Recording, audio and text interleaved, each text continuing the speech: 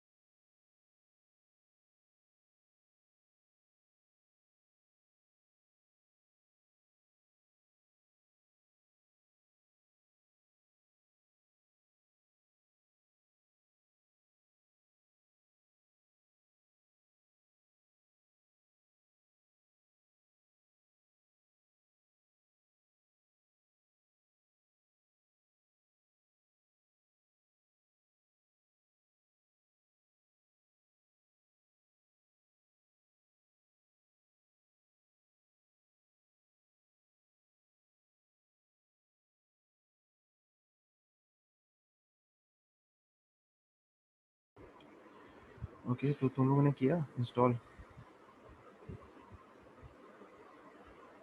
Linux को install आई किया tried तुमने? Installing it. मुझे फिर बाद में काली कैसे इंस्टॉल करना है वो समझ में नहीं आया, तो मैंने अनइंस्टॉल कर दिया। क्या अनइंस्टॉल कर दिया? Virtual box. उसमें क्या क्लियर नहीं था? सर एक्चुअली मेरा कंप्यूटर का बैकग्राउंड नहीं है ना। I am from commerce background. Hmm, so उसमें जितने टेक्निकल टर्म्स थे वो थोड़े डिफिकल्ट से लग रहे थे। क्या तो टर्म्स थे मैंने बताओ तो सही, तो आपके। तभी तो पता चलेगा कि सॉरी टर्म्स क्या डिफिकल्ट लग रहे थे वो तो बताओ, तभी तो मेरे को आइडिया आएगा कि एग्जैक्ट इशू क्या कहाँ आ रहा है तुम्हें। सर, इंस्टॉलिंग तक तो ठीक था, बाद में उसके बाद कुछ समझ में नहीं आया सर कि कहाँ जाना है। इंस्टॉलिंग जैसे वर्चुअल बॉक्स ने इंस्टॉल कर दिया, ठीक है, हाँ उसके बाद फिर क्या किया? सर, उसके बाद जब वो कंप्लीट पेज आ रही थी ना, तो उसकी सेटिंग्स देख रहा था, तो वो समझ में नहीं आया मुझे। तुमने काली लिनक्स इंस्टॉल नहीं किया था ना तब, मतलब? नहीं सर, तब नहीं किया था। उसके बाद मैं वहीं पे रुक गया। और बाकी लोगों का क्या है स्टेटस? किसी ने इंस्टॉल किया या नहीं किया?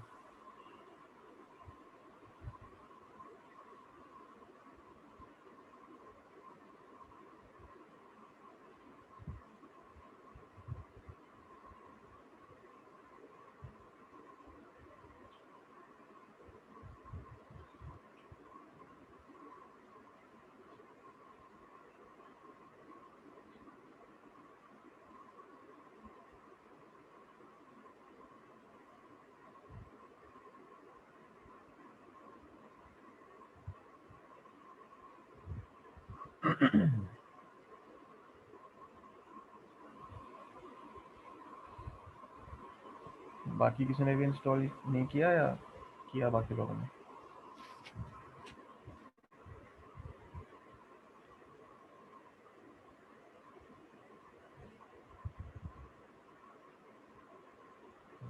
ओके,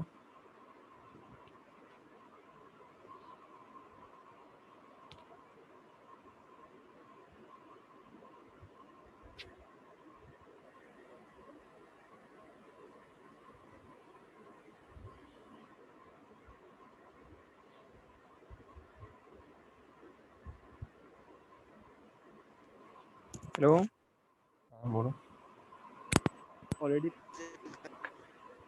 से वर्क कर रहा हूँ, तो मैंने इसे इंस्टॉल नहीं किया। क्या चीज़? सर मैंने इसमें ऑलरेडी पहले से वर्क कर रहा हूँ, सर मेरा ऑलरेडी पहले से इंस्टॉल है इसमें। पहले से है ना इंस्टॉल? ठीक है, बस तो फिर तुम्हें तो अलग से कुछ करने की ज़रूरत नहीं है उसमें। ऑलरेडी है तो फिर कोई इशू ही नहीं है। ठीक है।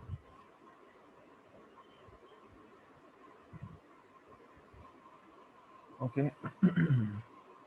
अच्छा, नवंश, तुम्हें जो लिंक जो मैंने दिया था, तुम उसको देख के कर रहे थे या अलग से कर रहे थे?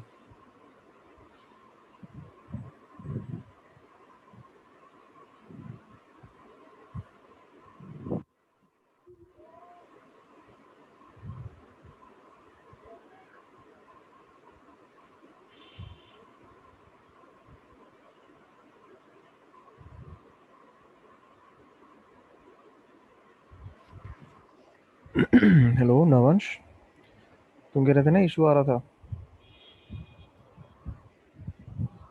हाँ सर। और सर एक्चुअली एक प्रॉब्लम ये है ना कि सर ये जो नेम आ रहा है ना नवांश कुमार, ये नेम इसलिए है क्योंकि ये मेरा बेटा भी सेम कंप्यूटर यूज करता है अपनी ऑनलाइन क्लासेस के लिए। अच्छा अच्छा। तो उसी का लॉगिन है सर, तो मैं ओके, वो भी चेंज नहीं कर पाया। उसका लॉग है तो फिर तुम्हारा क्या नाम है? मेरा नाम प्रशांत है सर। अच्छा।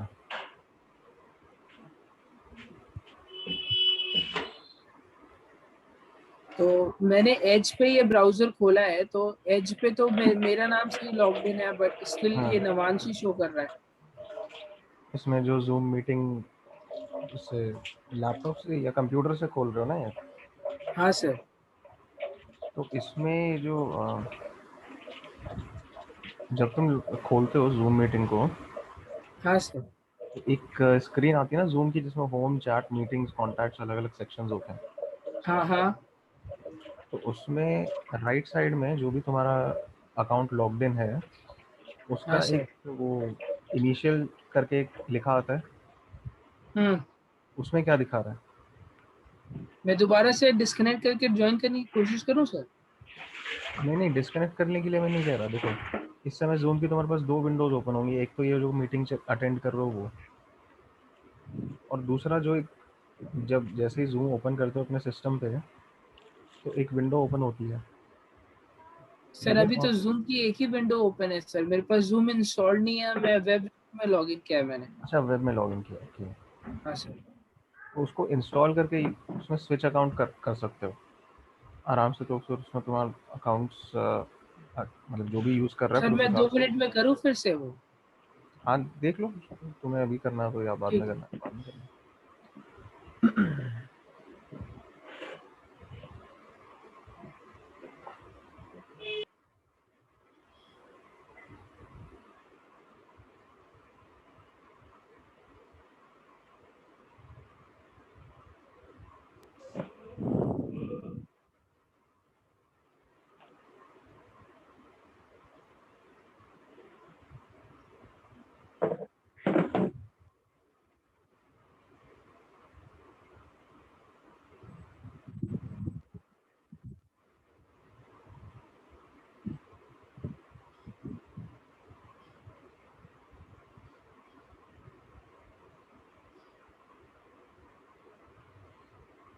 ओके, नाम तो अभी भी वही शो हो रहा है।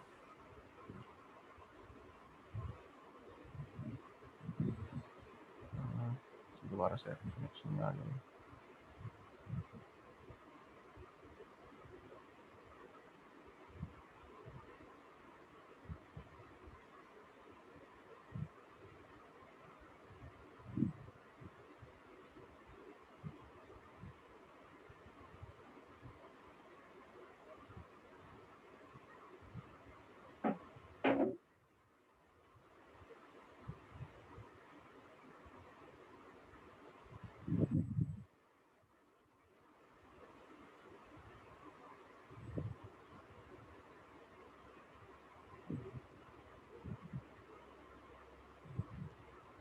नाम तो अभी भी वही शो हो रहा है जो पहले हो रहा था, सब उसमें हाँ चेंज सर, नहीं हुआ तो काम। ऑप्शन ही नहीं आया मेरे पास। तो मैं मैंने वही कह रहा हूँ। डाउनलोड तो कर लिया जूम। हाँ, डाउनलोड कर लिया। हाँ सर, तो इस समय जूम की कितनी विंडोज़ खुली हैं तुम्हारे पास? एक ही विंडो खुली है। एक ही है? जब इंस्टॉल करोगे, इंस्टॉल करके ना उसको जहाँ भी इंस्टॉल्ड है जूम की एप्लीकेशन खोलो। एप्लीकेशन में वहाँ पे राइट साइड में तुम्हारा जो इनिशियल है, जैसे अभी यहाँ पे एन के दिखा रहा है, तो एन के इनिशियल वहाँ पे होगा, उसको क्लिक करोगे, नीचे वहाँ पे स्विच अकाउंट का ऑप्शन आएगा।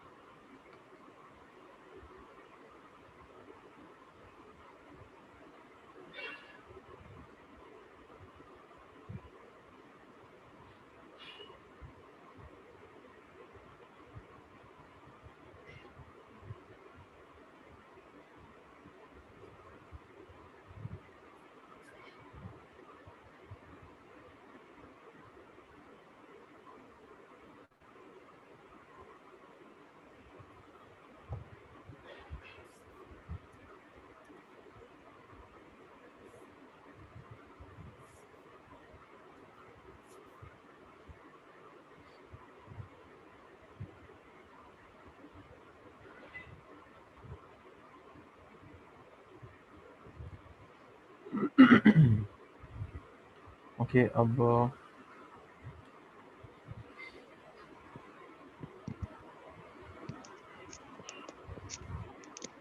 देखो, जो मैंने उसमें दिया था वर्चुअल बॉक्स में इंस्टॉल हो गया था, राइट? वर्चुअल बॉक्स में जाके करना क्या होता है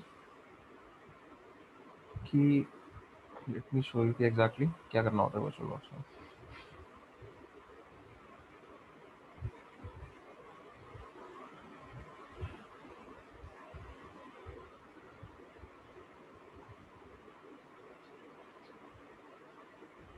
जैसे वर्चुअल बॉक्स में गए, एक नई वीएम क्रिएट करनी है यहाँ पे।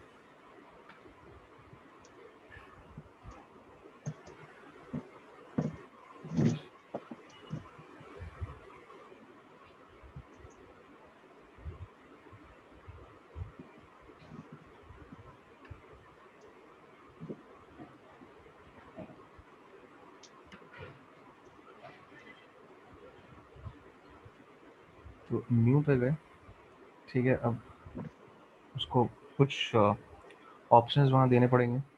नेम, जो भी नाम रखना है, लेट्स से काली नाम रखोगे इसका, ठीक है। फिर कहाँ स्टोर करना है वो दे दो।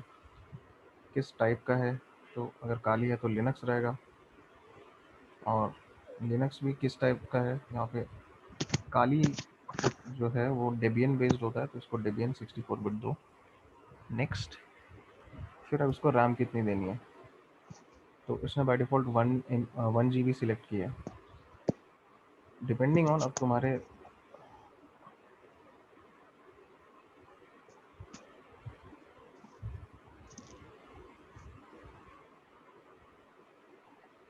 सिस्टम में रैम कितनी है, उस हिसाब से तुम रैम असाइन करोगे। लेट्स से तुम्हारे सिस्टम में 8 GB रैम है, ठीक है, तो मैक्सिमम उसको 2 GB दे दो, ठीक है, उतने में आराम से चल जाएगा। अगर 4 GB रैम ही है तो 1 GB से ज़्यादा इसको मत देना। अगर 16 GB है तो इसको 4 GB तक दे सकते हो, ठीक है। तो लेट्स से यहाँ पे अभी 1 GB देते हैं। फिर ये पूछेगा हार्ड डिस्क, तो create a virtual hard disk करना। Hard disk file type VDI रहने दो, डायनामिकली एलोकेटेड। साइज पूछ रहा है, तो बाय डिफ़ॉल्ट वो 8 GB स्टार्ट करता है, बट आई रिकमेंड कि 60-70 तो देना पड़ेगा।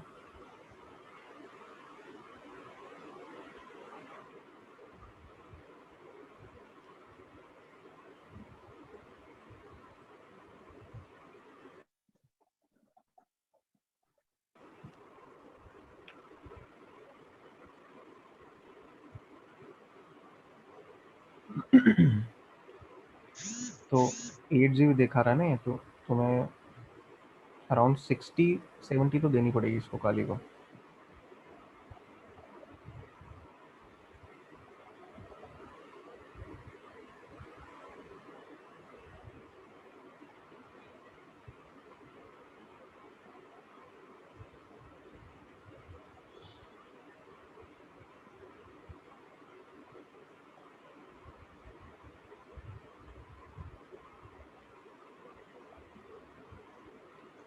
तो अभी यहाँ पे इसने 8 सेलेक्टेड किया और मेरे को एक्चुअली बनानी नहीं है वीएम, मेरे पास ऑलरेडी है क्रिएटेड। तो मैं सिंपली 8 GB देके इसको क्रिएट कर रहा हूँ।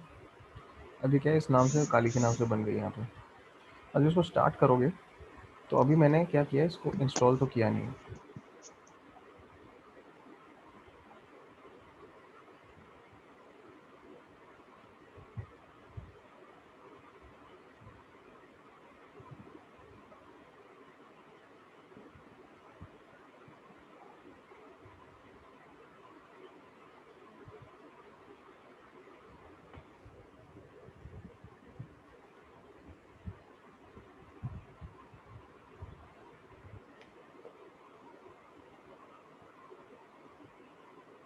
इस तरह से ये क्रिएट हो जाएगी, एंड उसके बाद फिर अब इसको जब स्टार्ट करूँगा मैं,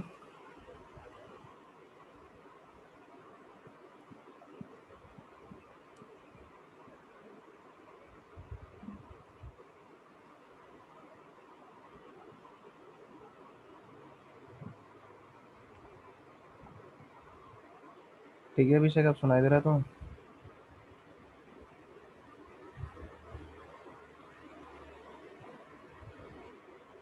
तो कनेक्टेड दिखा रहा है विद ऑडियो, तो इशू नहीं आना चाहिए।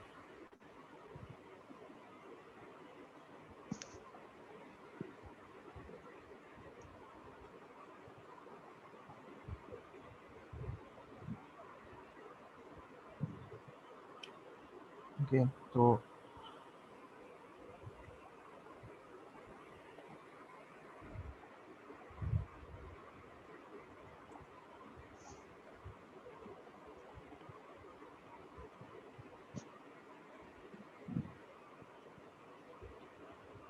ओके, कृषांश देखो। हेलो। हाँ, हाँ सर। हाँ सर, आवाज़ आ सर रही है सर। आ रही है ना, बस ठीक है। हाँ सर। सर इसमें क्या क्या बताया सर आपने अभी? अभी कुछ नहीं बताया, अभी कर रहा हूँ मैं, बता रहा हूँ। अच्छा, अभी बस इंस्टॉलिंग बताई थी सर। हाँ, ओके। अच्छा कृषांश, अब देखो, मैं वर्चुअल बॉक्स को इंस्टॉल कर लिया था, हाँ सर। ठीक है। अब वर्चुअल बॉक्स के बाद इंस्टॉल किया, उसके बाद जो है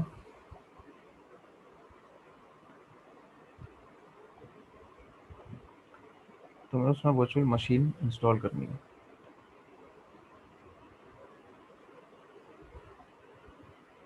तो वर्चुअल मशीन कैसे इंस्टॉल करते हैं, सिंपली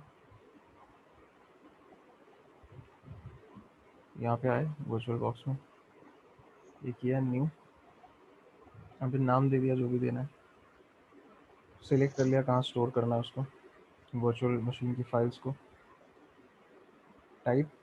अब काली लिनक्स के लिए क्या सेटिंग देनी है, लिनक्स और डेबियन 64 बिट, क्योंकि डेबियन बेस्ड है काली लिनक्स।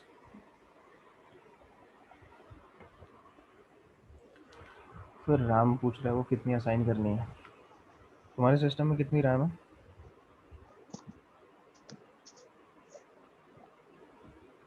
मेरे में 8 GB है सर। 8 GB है, ओके। तो उसको तुम 2 GB दे सकते हो, 2 GB तक दे सकते हो, उससे ज़्यादा मत देना। ठीक है सर।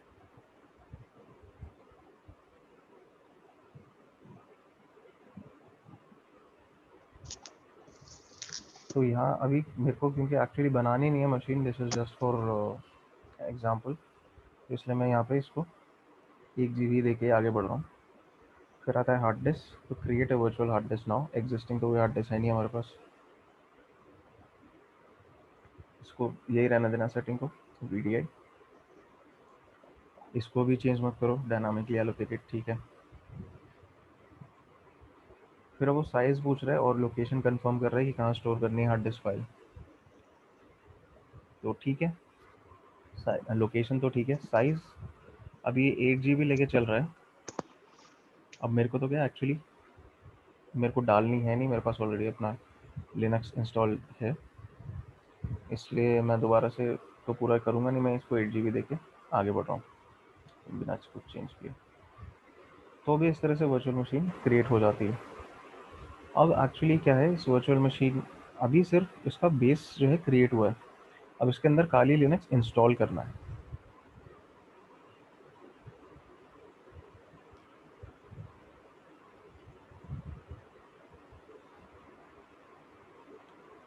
ठीक है, तो उसमें क्या होता है कि जब तुम स्टार्ट करोगे इसको,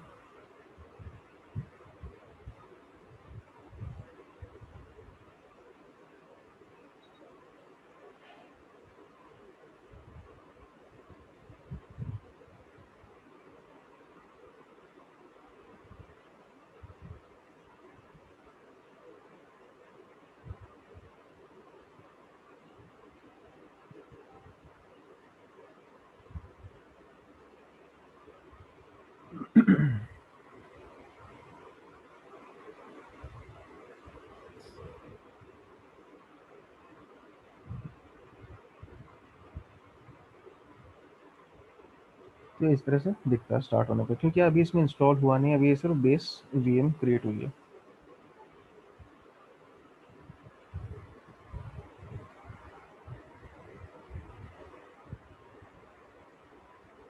तो अब क्या करना है, इसमें जो काली लिनक्स की ISO डाउनलोड की होगी तुमने, उसको यहाँ पे ब्राउज करके सिलेक्ट कर लो, फिर स्टार्ट करोगे तो सेटअप प्रोसेस शुरू होगा।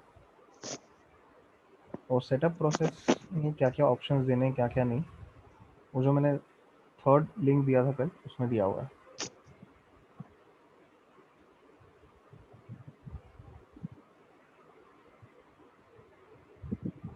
तो अभी मेरे पास तो काली का ISO है नहीं, तो मैं इंस्टॉल भी नहीं कर रहा, तो इसको मैं बंद कर रहा हूँ, power of simply, and I am deleting the VM।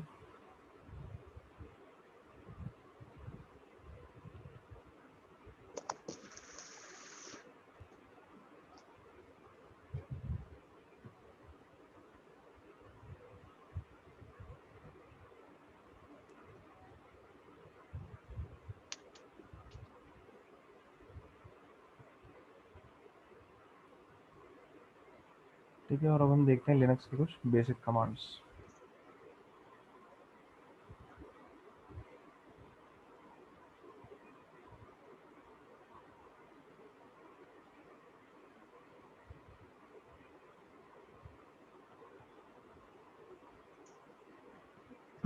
अब जब लॉगिन करोगे सिस्टम में, उसके बाद हम लिनक्स जितना भी यूज़ करते हैं, हम लोग यूज़ करते हैं कमांड लाइन के अंदर।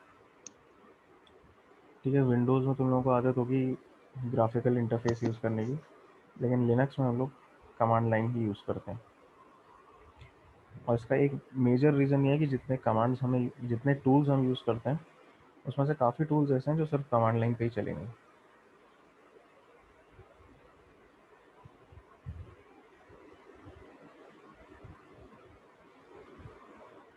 तो इसलिए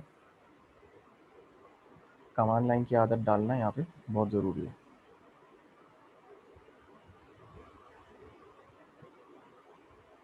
अब कमांड लाइन में किस तरह से हम लोग काम करते हैं, वो अपन यहाँ देखते हैं। तो जब लॉगिन करोगे सिस्टम पे खुलेगा, तो ऊपर यहाँ से टर्मिनल का ऑप्शन आता है, उसको क्लिक करोगे, टर्मिनल खुल जाएगा। अब टर्मिनल में काम हम सारे वो कर सकते हैं जो अपन ग्राफिकल इंटरफेस में करते हैं, सारे काम टर्मिनल में आराम से हो जाएंगे, ऐसा कुछ नहीं है जो नहीं कर सकते। बस टर्मिनल को यूज़ करना थोड़ा सा डिफरेंट रहता है।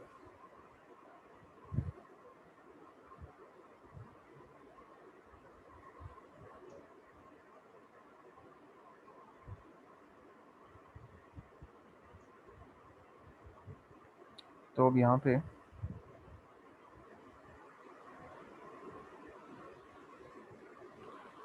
सबसे पहले तो मान लो मेरे को चेक करना है मैं कौन से यूज़र अकाउंट से लॉग इन हूँ। तो ऐसे हु एम आई यूज़र। अच्छा, मेरा करंट जो यूज़र अकाउंट है उसका नाम ही यूज़र है। जो भी तुम इंस्टॉलेशन के टाइम पे यूज़र क्रिएट करोगे, इससे लॉग इन करोगे, वो तुम्हारा उस यूज़र से तुम एक्सेस करोगे टर्मिनल को। अब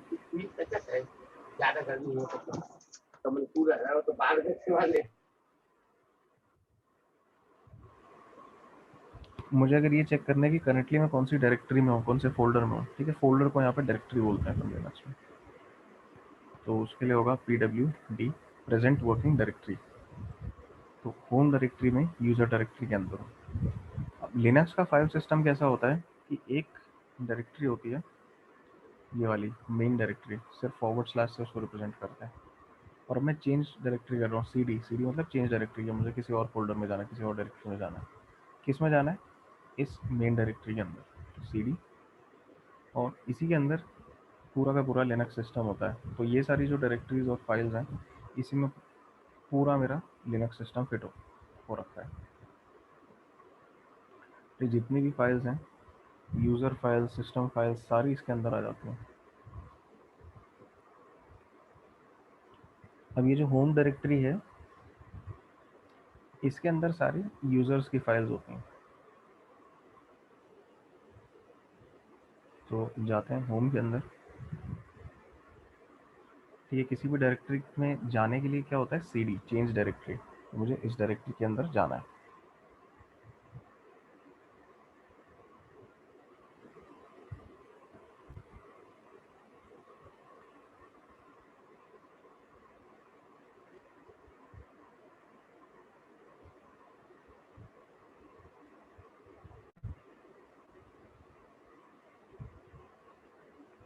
तो होम के अंदर मैं जाता हूँ।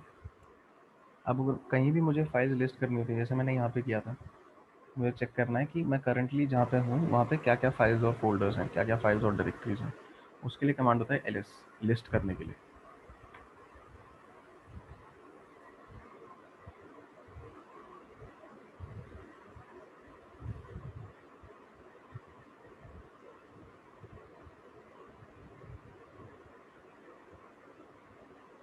तो यहाँ पे ls किया तो ये सब है यहाँ पे।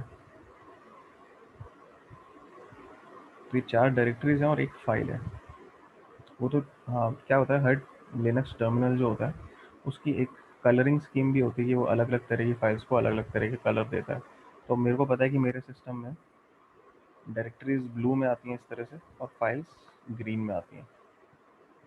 अदरवाइज अगर चेक करना है तो सिंपल एक दूसरा तरीका भी है, ls में एक ऑप्शन में दे सकता हूँ -l, जिससे कि थोड़ा सा ज़्यादा अच्छे से इस फॉर्मेट में आ जाएगा।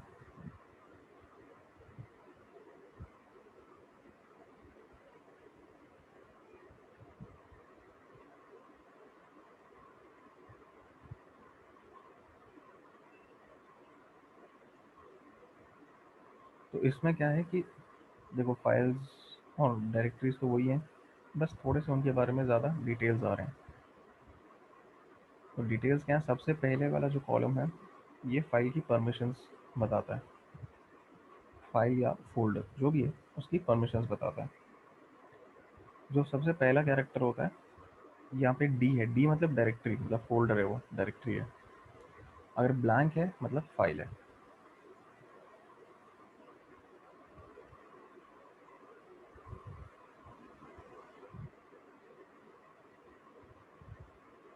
तो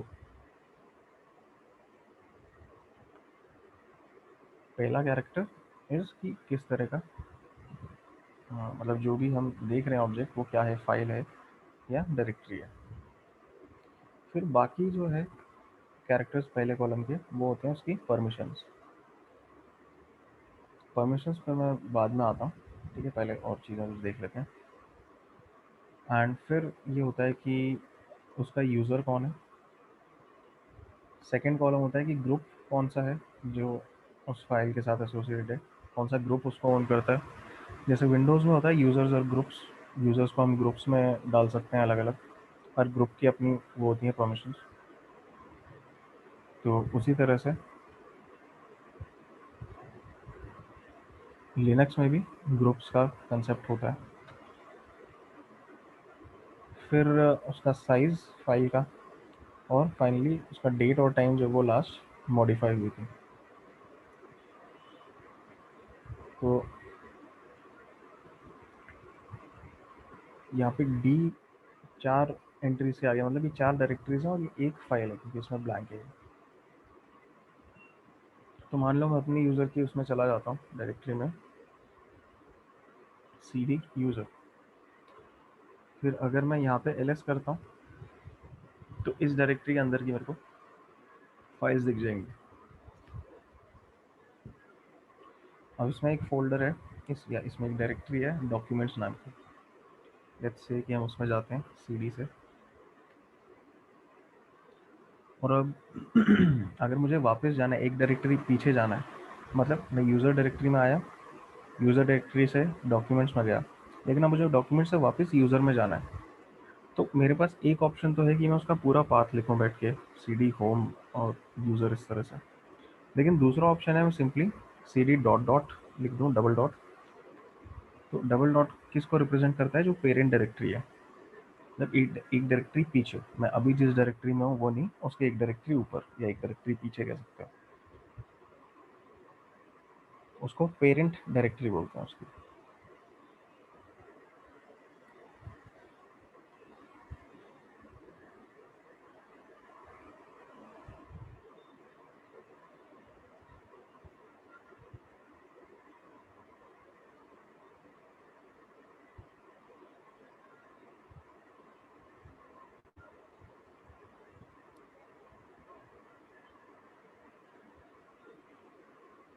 तो इस तरह से डबल डॉट मतलब पेरेंट डायरेक्टरी, और सिंगल डॉट की अगर बात करो तो दैट इज करेंट डायरेक्टरी। पर cd के साथ तो तुम ऑफकोर्स करंट वो सिंगल डॉट यूज़ नहीं करोगे, बिकॉज सेम डायरेक्टरी के अंदर चेंज थोड़ी करोगे। बट जस्ट बता रहा हूँ कि डबल डॉट होता है पेरेंट डायरेक्टरी को रिप्रेजेंट करने के लिए यूज़ होता है, और सिंगल डॉट करंट डायरेक्टरी को रिप्रेजेंट करने के लिए यूज़ होता है।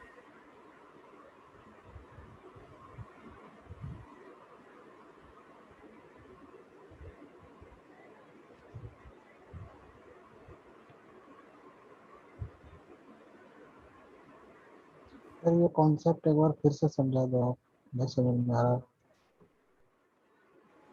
कौन सा वाला? एक जो भी आपने समझाया ना सर, कौन सा एल कमांड एस इसमें? ls? एल एस, हाँ एल एस से नीचे सर, ये जो ls के आ, बाद? नहीं नहीं नहीं, ये वाला जो है ना सर, जैसे आपने वो समझाया है, डी DRWXR, फिर वो डॉट डॉट करके है, वो जो आपने बोला परमिशंस वाले जो कमांड मिलते हैं ये। इसकी बात कर रहे हो? हाँ ये सर, ये इसके नीचे से ना सर, एक बार फिर से आप समझा दो। इसके नीचे यहाँ से? वो ऊपर से पूरा जहाँ से मैंने बोला था ना सर, वहीं से ये तो नीचे फाइल तक। परमिशंस होती हैं, ठीक है, ये तो उसका परमिशंस में मैं बाद में आऊँगा। तो ये हमने क्या किया है, ls नॉर्मल अगर करोगे तो इस तरह से दिखेगा, ls-l करोगे तो लिस्ट फॉर्मेट में आएगा। तो मतलब एक एक जो भी एंट्री है फाइल या फोल्डर जो भी है, उसके तो बारे में सर कुछ ये जो एक्स्ट्रा डिटेल्स दिखते हैं। ये फाइल फोल्डर मेरे जो काली में बना हुआ रहेगा वो शो करेगा ना? हाँ, ls अगर देखो, ls मैंने जिस भी डायरेक्टरी में चलाया उस डायरेक्टरी के अंदर जो फाइल्स हैं वो दिखेंगी। ठीक है ठीक है, सर। तो जैसे होम डायरेक्टरी के अंदर ये सब है, फिर मैं cd करके गया यूज़र डायरेक्टरी में, उसमें ls किया तो इतनी फाइल्स है उसमें। सर सीडी के बाद जो भी फाइल में मुझे जाना है उस फाइल का नाम दूंगा मैं, और उस फाइल में डायरेक्ट एंटर हो जाऊंगा। डायरेक्टरी का नाम होगा, फाइल के अंदर थोड़ी जा सकते हैं, डायरेक्टरी के अंदर जा सकते हैं। अच्छा अच्छा। फाइल के तो कंटेंट्स सर, देखने का अलग वो होता है, मैं वो बताता हूँ। सर डायरेक्टरी फाइल को ही बोलते हैं या कुछ और होता है डायरेक्टरी? डायरेक्टरी फोल्डर को बोलते हैं। अच्छा अच्छा। जैसे विंडोज़ में फोल्डर्स होते हैं, लिनक्स में डायरेक्टरी बोलते हैं उसको। अच्छा अच्छा। ठीक है सर, ओके सर। ठीक है, तो ये जो डी होता है यहाँ पे लिखा हुआ, लिस्ट फॉर्मेट में जब देखते हैं ls-l से, डी मतलब कि वो डायरेक्टरी है, और अगर ब्लैंक है वहाँ पे मतलब कि वो फाइल है। और ये जो RWXR लिखा हुआ है फिर हाइफन RX ये XR परमिशन फिर है, X, फाइल की परमिशन है। ये होता क्या है सर? परमिशंस हैं, फाइल परमिशंस, मैं बताता हूँ बाद में, वो लास्ट में कवर कराता हूँ मैं परमिशंस, थोड़ा सा उसमें अच्छा टाइम ठीक ज़्यादा है सर। लगेगा, एंड में ओके कराऊँ। सर। Okay sir. ठीक है। ठीक है सर। बाकी फिर cd मतलब चेंज करने के लिए चेंज डायरेक्टरी की, उस डायरेक्टरी के अंदर जाना है मेरे को। तो मैं ऑलरेडी यहाँ ओके पे होम डायरेक्टरी में था, यहाँ पे मैंने देखा यूज़र नाम की एक और डायरेक्टरी है इसके अंदर, तो ओके मैं उसमें गया ओके cd करके, फिर उसके अंदर जाके मैंने ls किया, तो उसके अंदर की सारी फाइल्स दिख गई, फाइल्स और फोल्डर्स जो भी है सब कुछ। सर। अगर मान लिया जाए कोई डायरेक्टरी से फाइल में जाना है तो वो डायरेक्टरी को पहले CD यू जैसे आप गए यूजर में CD हम्म, यूजर लिख के वो डायरेक्टरी में गए आप, फिर हम्म, उसके फाइल में जाना है तो फिर उसमें जो जैसे मान लिया जाए ये इतने सारे लिस्ट हैं तो फिर हाँ, मैं जैसे डेस्कटॉप पे जाना है तो CD डेस्कटॉप लिखूंगा तो उस फाइल पे चला जाऊंगा मैं। डेस्कटॉप डायरेक्टरी में चले जाओगे। अच्छा। तो जैसे मैंने यहाँ पे cd डॉक्यूमेंट्स किया था, तो हाँ। मैं डॉक्यूमेंट्स डायरेक्टरी में चला गया था। देखिए यहाँ पे एक पाथ भी दिखा रहा है इस तरह से। तो सर ये ओपन नहीं होता? मान लिया जाए जैसे हम विंडोज में ओपन करते हैं ना तो फाइल हम्म, या फोल्डर वगैरह उसमें जो भी चीज होती है वो सारा शो करता है, चाहे इमेजेस वगैरह हो या म्यूजिक और भी कुछ भी होता है तो इसमें शो नहीं करता? तो अपने आप नहीं करेगा, तुम्हें देखना पड़ेगा। तो ls लिख के मुझे, ls लिखोगे तो दिखाएगा कितनी फाइल्स है, तो उसमें से तुम देखो कौन सी फाइल एक्सेस करनी है, कौन सी नहीं करनी। तो उसे एक्सेस कैसे करेंगे सर फिर? बताता हूँ। ठीक है, पहले तो अच्छा ये डॉक्यूमेंट्स में अपन गए थे, फिर वापस आ गए पेरेंट डायरेक्टरी में, ये डॉट डॉट करके। अभी मैं वापस यूज़र डायरेक्टरी में हूँ, उसमें ये सारी फाइल्स हैं, ऑलरेडी मैंने कैट करके देखा हुआ है, कैट बोला सॉरी, ऑलरेडी मैंने ls करके देखा हुआ है। अब मुझे मेरे को क्या करना है, जैसे मान लो ये कोई टेक्स्ट फाइल है, ठीक है, कई सारी यहाँ पे टेक्स्ट फाइल्स हैं, कोई भी इसमें से मैं फाइल उठाता हूँ, जैसे अगर ये यूजर्स डॉट टेक्स्ट उठाई मैंने, मुझे देखना है कि इस फाइल में क्या है, आउटपुट देखना है इसका कि कंटेंट क्या है। तो उसके लिए मैं करूँगा कैट और फाइल का नाम।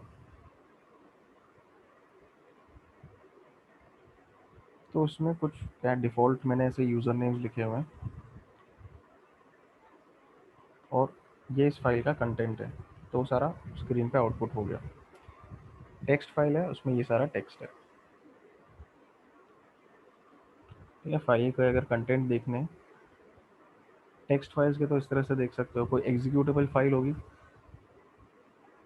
तो उसको तो क्या है एग्जीक्यूट करोगे, डॉट स्लैश करके एग्जीक्यूट किया जाता है फाइल को, लेकिन सिर्फ एग्जीक्यूटेबल्स को।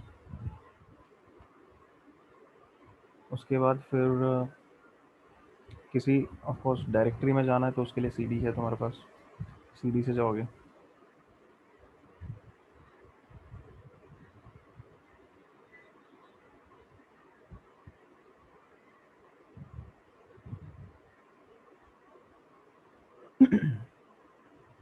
अब मान लो मेरे को कोई फाइल क्रिएट करनी है, तो उसके लिए मैं यूज़ करूँगा टच, और फिर फाइल का नाम। तो जैसे मेरे को फाइल बनानी है, नई फाइल, न्यू फाइल के नाम से, टच न्यू फाइल, उसको मैं डॉट टी का एक्सटेंशन देता हूँ, टेक्स्ट फाइल रखूँगा मैं। अब अगर मैं ls करके देखता हूँ, तो मैं देखूँगा कि न्यू फाइल डॉट टी के नाम से नई फाइल बन गई यहाँ पे। ठीक है, इसको अगर मैं कैट करके देखूँगा तो डेफिनेटली मेरे को खाली दिखेगी, क्योंकि कुछ उसमें डाला नहीं है, सिर्फ फाइल बनना ही है। सर हम्म, मान लिया जाए बोलो। जैसे मैं कोई एक ही नाम का मेरा मतलब उस मेरे फोल्डर में या फाइल में या मेरे ताली में ऑलरेडी पड़ा हुआ है, जैसे जो फोल्डर में मैं बना रहा हूँ टच कमांड के जरिए फोल्डर को, तो वो पहले से ही वो नाम से पड़ा हुआ है तो वही नाम मैं डालूंगा तो वो बनेगा या फिर वो बता देगा कि आपका पहले से पड़ा हुआ है? ट्राई करके देखो क्या करता है। जैसे जैसे वो विंडोज में रिपीट बनाते हैं ना तो शो कर जाता हम्म, है कि इस नाम से बना हुआ है, हम्म। इसमें वो शो करता है, बता देता है? ट्राई करो। अगर मैं यहाँ पे touch new file dot T दोबारा करता हूँ तो क्या करेगा वो सिंपली उसी फाइल को रखेगा, दूसरे उससे नहीं बनाएगा वो। अच्छा, थैंक यू सर। ठीक है, और विंडोज़ को भूल जाओगे कि विंडोज़ में जो भी किया भूल जाओ, ठीक है लिनक्स सर। अलग है। Okay sir. अब ठीक है फाइल, अब इसमें मान लो मेरे को कुछ कंटेंट डालना है, खाली फाइल का तो मतलब ही नहीं है ना, कुछ कंटेंट तो डालना पड़ेगा। तो उस फाइल को खोलते हैं, एक टेक्स्ट एडिटर में यूज़ कर रहा हूँ नैनो नाम का, तो ये कमांड लाइन में ही इसको ये यूज़ हो जाता है नैनो। और फाइल का नाम, तो फाइल का नाम क्या है, न्यू फाइल। और अब यहाँ पे मैं पूरा नहीं लिखूँगा, न्यू फाइल में न्यू FIL लिख के टैब कर दिया तो ऑटो कंप्लीट हो जाता है। ठीक है, ये तो खैर मतलब लिनक्स का कुछ वो नहीं है, विंडोज़ लिनक्स हर जगह कमांड लाइन में अगर टैब करते हो तो ऑटो कंप्लीट हो जाता है। तो इसका भी यूज़ करो, काफ़ी फ़ायदेमंद रहेगा। अब मैंने वो फाइल खोली न्यू फाइल डॉट टी खाली फाइल है अभी तक, तो उसमें कुछ टेक्स्ट डालते हैं, हेलो।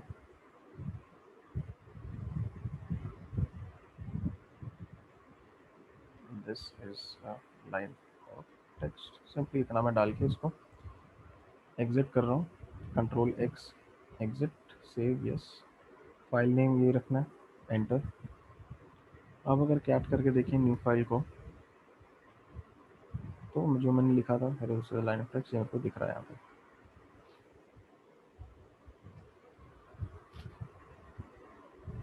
जी सर, दिख रहा है सर। ठीक है, तो कैट तो वही मतलब कंटेंट दिखा देता है फाइल का। सर इसमें इसमें इमेजेस वगैरह भी शो कर सकते हैं, जैसे मान लिया जाए इमेज वगैरह कुछ इसमें मैं काली के अंदर हो या डालना चाहूँ तो हो सकता है। इमेज कैट से नहीं देख सकते, अच्छा, कैट से उसका तो अलग है। मतलब कैट से सिर्फ टेक्स्ट फॉर्मेट में दिखे। अच्छा मान लो मैं अच्छा। कैट से अगर इमेज को खोलने की कोशिश करूँ, देखो क्या दिखता है। ये एक इमेज फाइल है, ठीक है, ये वाली गमरूम डॉट JPG, इसको कैट करके मैं अगर देखता हूँ तो क्या दिखेगा मेरे को, इस तरह से दिखेगा कि अच्छा, ये डेटा तो तो कुछ भी नहीं दिखेगा दिख रहा उसका। सर ये।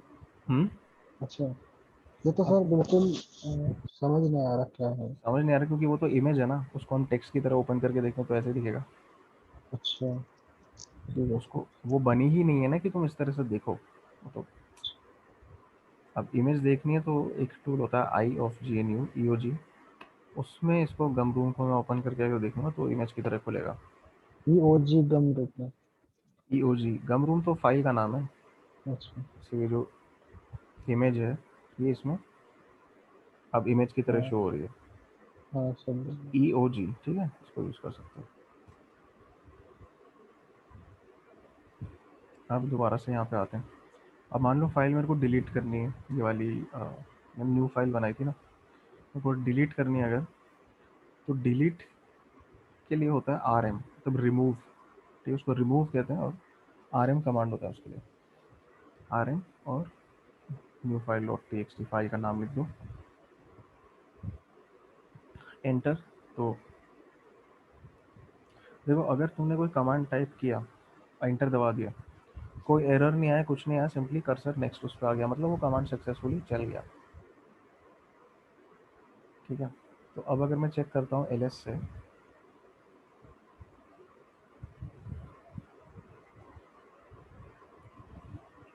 तो यहाँ देखो जो न्यू फाइल थी पहले वो अब हट चुकी है, क्योंकि जब मैंने रिमूव कर दी, डिलीट कर दी उसको, वो फाइल गई। अब अगर मुझे डायरेक्टरी बनानी है तो डायरेक्टरी के लिए होता है MKDIR, मेक डायरेक्टरी, ठीक है, इस हिसाब से है मेक डायरेक्टरी MKDIR, उसको शॉर्ट करके MKDIR किया हुआ। और उसके बाद फिर डायरेक्टरी का नाम लिख सकते हो, जो भी नाम देना है।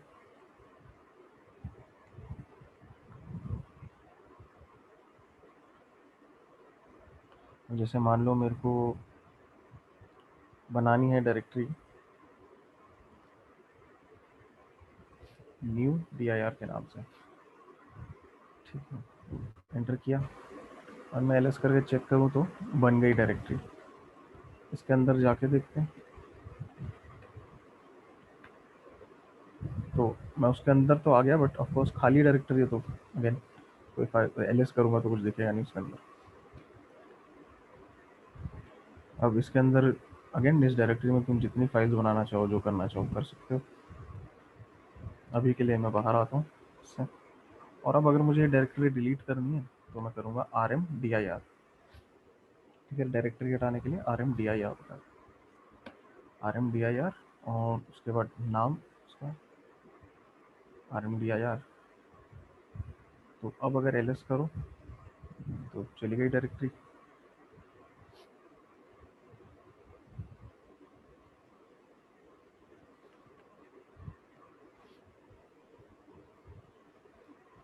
सर हाँ बोलो। MDIR से डायरेक्टरी रिमूव होती है rmdir। और RMDIR से, और वो KMDIR से file mkdir, make directory. MKD। हाँ अच्छा, वो फाइल होती है या अंदर की? मेक डायरेक्टरी डायरेक्टरी बनाने के लिए होती है। अच्छा अच्छा अच्छा, mkdir से समझ हमने गया। एक डायरेक्टरी बनाई थी, ठीक है, और ठीक है, rmdir से उसको डिलीट कर दिया। R से रिमूव हो गया और M से मैक हो गया बनाना, समझ गया। r और m से नहीं, rmdir और mkdir दोनों अलग अलग कमांड हैं। Okay sir. ठीक है। अच्छा, अब जैसे मान लो मेरे को कोई फाइल कॉपी पेस्ट करनी है, कट पेस्ट करनी है, तो उसके लिए देखते हैं क्या होता है। कॉपी करने के लिए कमांड होता है cp, सिंपली कॉपी के लिए, और फाइल का नाम जैसे मान लो अगेन ये users.txt को मैं लेता हूँ, users.txt। तो अब ये दो इसमें मेरे को चीज़ें बतानी पड़ती हैं, एक तो कि फाइल कौन सी लेनी है, कहाँ से लेनी है, और दूसरा उसको कहाँ रखना है कॉपी करके। तो कौन सी फाइल कॉपी कर ली, users.txt, और कॉपी करके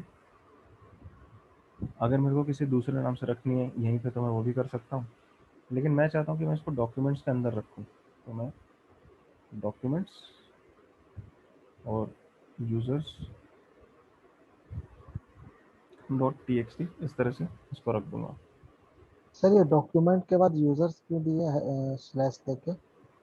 क्योंकि फाइल किस नाम से रखनी है वो भी मुझे बताना पड़ेगा ना। कॉपी तो कर ली, बट इसमें किस नाम से उसको रखना है कॉपी करके वो भी मैं बता रहा हूँ। तो मुझे ठीक है उसी नाम से रखनी है यूजर्स डॉट टी इसलिए मैं वो चीज़ बता रहा हूँ यहाँ पे।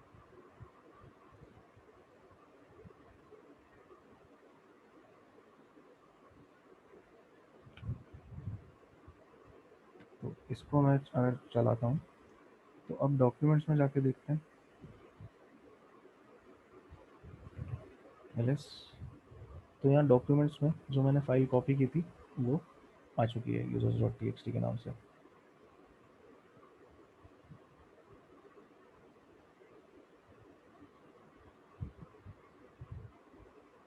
फोल्डर में डेटा, क्या डेटा इंसर्ट करना है फोल्डर में? फोल्डर तो डायरेक्टरी हो गई, डायरेक्टरी के अंदर अगेन तुम फाइल्स बना सकते हो, जैसे ये डॉक्यूमेंट्स है यहाँ पे कोई फाइल बना लो, कहीं भी बना लो। डेटा इंसर्ट करने में और कुछ नहीं है, सिंपली वही है।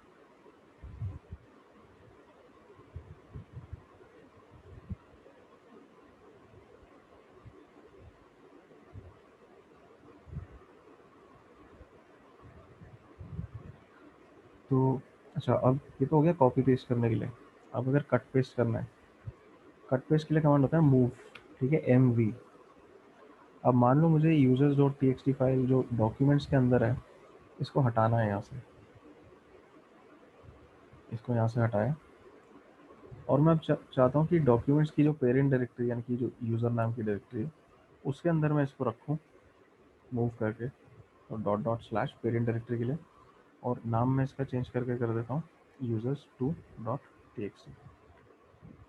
तो एलियस अगर मैं यहाँ से करता हूँ तो यहाँ पे वो जो फाइल थी यूजर्स डॉट टी वो हट गई, जाते हैं पेरेंट डायरेक्टरी में, और यहाँ पे यूजर्स टू डॉट टी के नाम से वो आ गई है।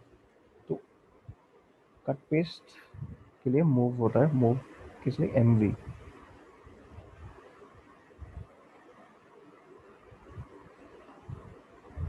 तो हम इस तरह से फाइल को मूव कर सकते हैं।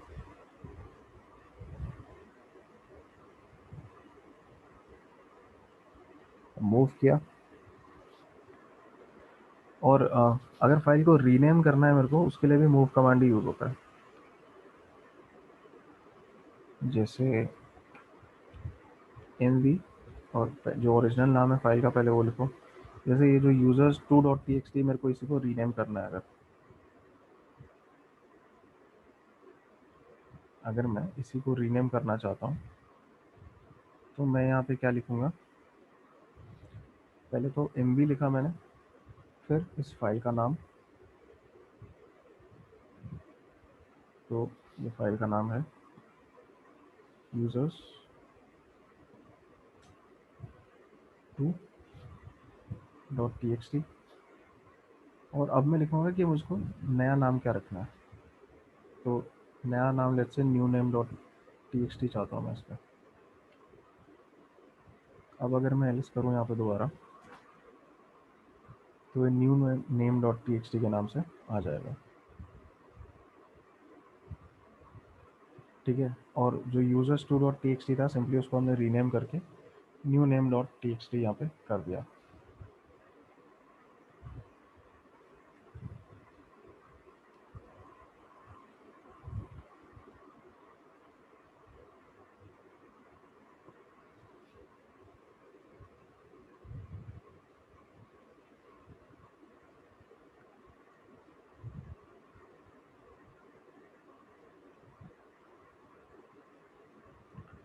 तो मूव के दो पर्पस होते हैं, एक तो फाइल को रीनेम करना और दूसरा फाइल को ऑफ कोर्स मूव करना, कट पेस्ट करना बेसिकली।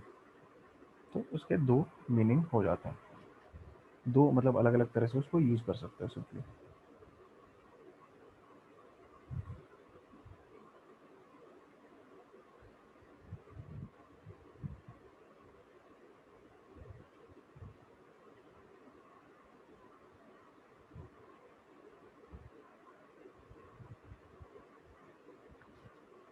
ठीक है, अब जब मैं इसको, अगर मेरे को इसको डिलीट करना है फाइल को न्यू नेम डॉट टी तो क्या कमांड लिखूंगा मैं?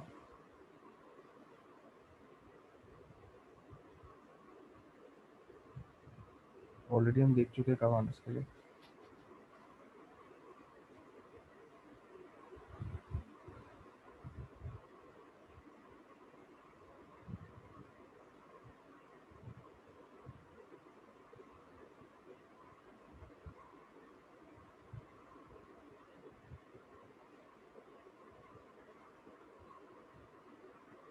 सर उसके लिए एमवी यूज करेंगे ना?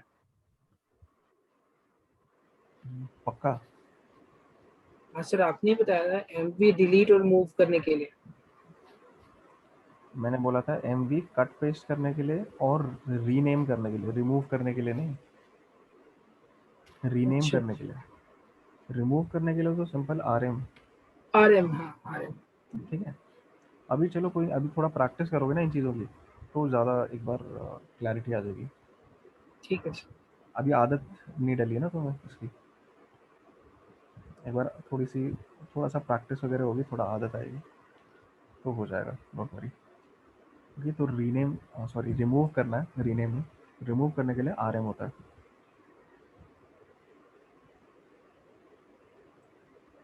अच्छा, अब जैसे पहले तो इसको रिमूव कर ही देते हैं। अब जैसे वो है कि अपना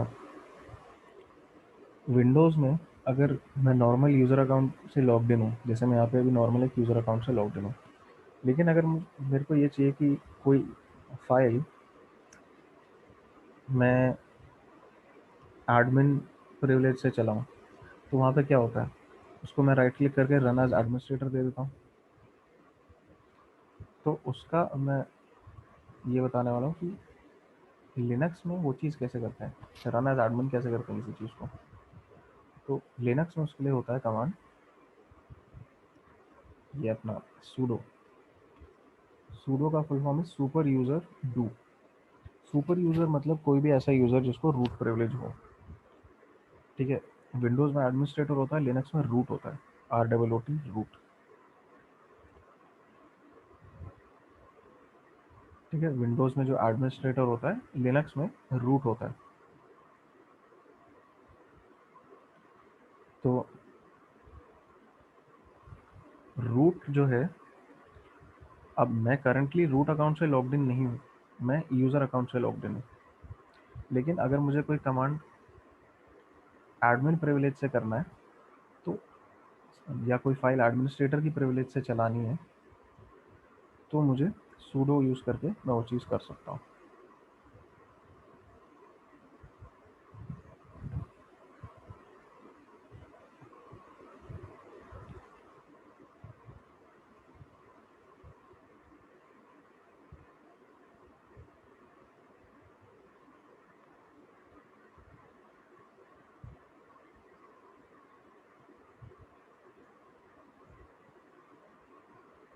फिर आप मान लो मेरे को चलाना, अब जैसे अच्छा ठीक है, उसका सूडो का एग्जांपल देखते हैं कहाँ पे काम आ सकता है। जाते हैं दोबारा से इसमें अपना जो मेन डायरेक्टरी होती है ls, तो यहाँ पे एक डायरेक्टरी होती है रूट नाम की।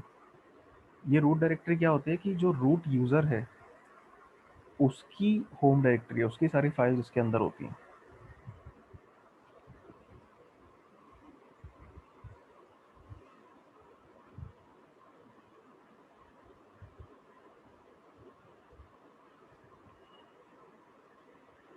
तो अगर मैं इसके अंदर जाऊँ अभी,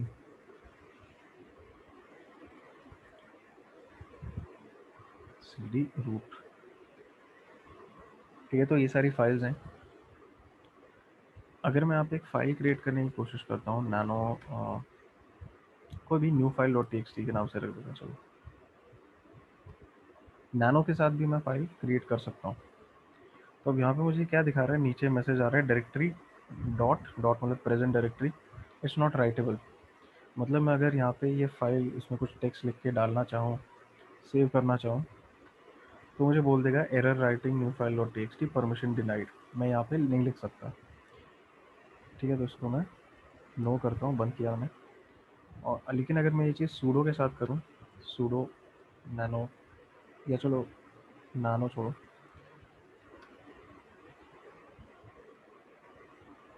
टच के थ्रू मैं यहाँ पे फाइल भी क्रिएट नहीं कर सकता। अगेन रूट मतलब, रूट फोल्डर मतलब विंडोज़ का एडमिनिस्ट्रेटर फोल्डर के बराबर है। ठीक है, तो मैं एज ए नॉर्मल यूज़र मैं डायरेक्टली ये चीज़ नहीं कर सकता, बट अगर मैं सूडो के साथ करूँ, ये कमांड सूडो के साथ चलाऊँ, तो मेरे को अपना पासवर्ड इसमें डालना है। एंड अब यहाँ पे ls करो, new file dot T create हो चुकी है। तो ये नई फाइल इस तरह से यहाँ बन चुकी है, न्यू फाइल डॉट टी। इसी तरह से अगर मेरे को इसको हटाना है तो नहीं कर सकता डायरेक्टली, ये सूडो यूज़ करके मेरे को करना पड़ेगा।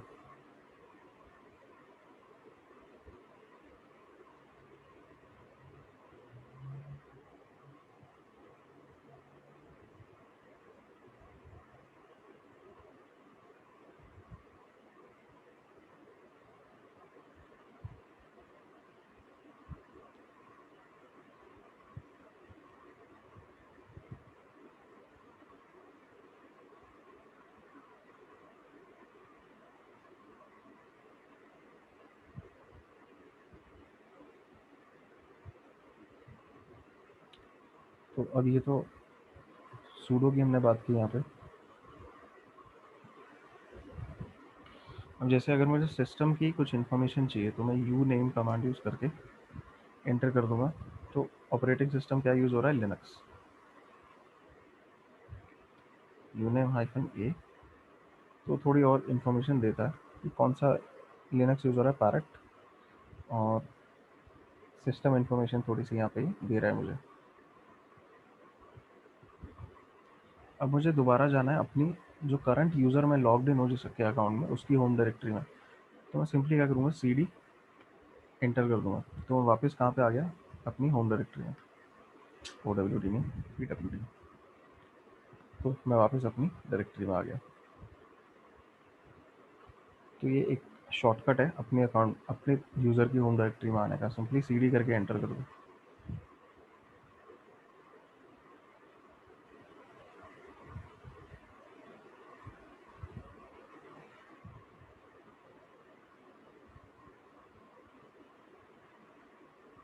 अच्छा, कोई भी कमांड अगर चल रहा है और मेरे को उसको बंद करना है, मेरे को उसको रोकना है, जैसे मान लो उस समय हमने देखा था ना कि कैट किया हमने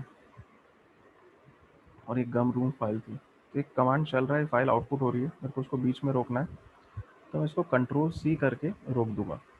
कोई भी कमांड अगर चल रहा है उसको बीच में रोकने के लिए कंट्रोल सी दबा दो, तो बीच में रुक जाएगा।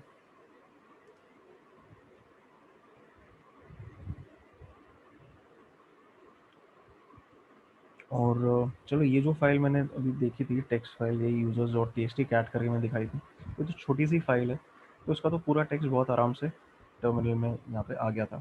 छोटी सी फाइल थी, ज़्यादा था नहीं उसमें कुछ। लेकिन अगर मेरे पास फाइल ऐसी हो जो लंबी हो और ऐसी किसी फाइल को मुझे ओपन करना है, तो पहली बात तो मैं ये नहीं चाहता कि पूरा का पूरा उसका टेक्स्ट मेरे टर्मिनल में आ जाए, क्योंकि फिर अगर मुझे उससे पहले का कोई कमांड देखना है मुझे बार बार स्क्रॉल करना पड़ेगा। तो एक कमांड में उसके लिए यूज़ कर सकता हूँ लेस। ठीक है, लेस से क्या होता है कि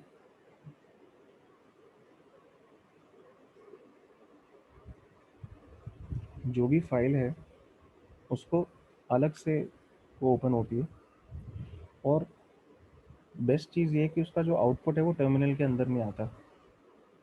जैसे लेस से मान लो मैंने कोई फाइल खोली, कौन सी फाइल खोली, अच्छा एक फाइल है एफ सॉर्टेड, ठीक है, बहुत लंबी फाइल है, उसको मैंने खोला, तो उसमें काफ़ी सारा टेक्स्ट है, बहुत लंबी फाइल है। अभी मैं माउस यूज़ करके इसको स्क्रॉल कर रहा हूँ इसमें ऊपर नीचे, और अगर मुझे बाहर आना है इस फाइल से, मैं सिंपली क्यू दबा के, क्यू प्रेस करके बाहर आ सकता हूँ। और मैंने फाइल खोली थी तब उसका मुझे कंटेंट दिख रहा था, लेकिन अब दोबारा मैं टर्मिनल पे यहीं पे आ गया। तो उसने पहली बात तो मेरे टर्मिनल में उतनी स्पेस पूरी क्लॉग नहीं की। अच्छी खासी लंबी फाइल है उसमें, अराउंड कितनी 11,000 लाइनें हैं, बहुत लंबी फाइल है। तो मैं उसको सिंपली कैट कर दूँ तो पूरा टर्मिनल में आ जाएगा आउटपुट। अच्छा, फिर आता है मैनुअल। कोई भी कमांड है, मान लो तुम्हें उसके बारे में थोड़ी ज़्यादा इन्फॉर्मेशन चाहिए, जैसे एल एस ही ले लो, कोई भी कमांड ले लो, ठीक है, कोई भी सिस्टम कमांड अगर है उसके बारे में तुम्हें थोड़ी ज़्यादा कुछ इन्फॉर्मेशन चाहिए, उसके बारे में डिटेल्स देखना है, तो उसके तुम मैनुअल देख सकते हो। जैसे इंस्ट्रक्शन मैनुअल होते हैं ना चीज़ों की, कोई भी नई चीज़ खरीदते हो उसके साथ इंस्ट्रक्शन मैनुअल आती है, तो वैसे ही कमांड्स की भी इंस्ट्रक्शन मैनुअल होती है। उसको यूज़ करने के लिए सिंपली लिखो मैन, और जो भी कमांड इसकी भी मैनुअल देखनी है, जैसे एल एस के लिए देखनी है तो मैन एल एस एंटर करो, और इस तरह से ये एल एस की मैनुअल आ जाएगी, उसके पूरा डिस्क्रिप्शन आ जाएगा। तो नेम एल एस, उसका डिस्क्रिप्शन, और उसके साथ जितने भी हम ऑप्शंस यूज़ कर सकते हैं वो, जैसे हमने एल एस में वो यूज़ किया था हाइफन एल, तो हाइफन एल के बारे में याद दिया हुआ है, यूज़र लॉन्ग लिस्टिंग फॉर्मेट, और जितने भी उसमें ऑप्शंस लग सकते हैं सारे यहाँ पे आ गए। ठीक है, मुझे क्विट करना है यहाँ से, तो क्यू, और मैं बाहर आ गया इसके। कोई भी कमांड अगर ऐसा है तुम्हें लग रहा है कि नहीं मेरे को उसके बारे में और चीज़ें देखनी है और यूजेस देखना उसका, तो मैनुअल उसकी देख सकते हो इस तरह से जाके।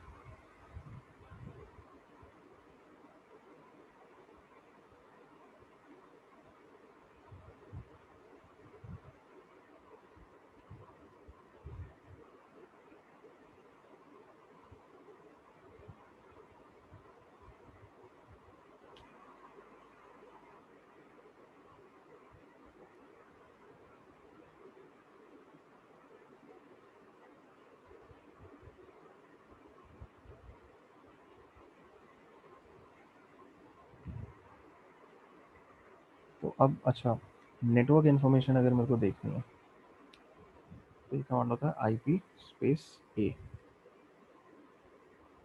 Actually I P space A D D R होता है, बट उसको आई पी स्पेस ए भी लिख सकते हो, आई पी एड्रेस बोल सकते हो उसको।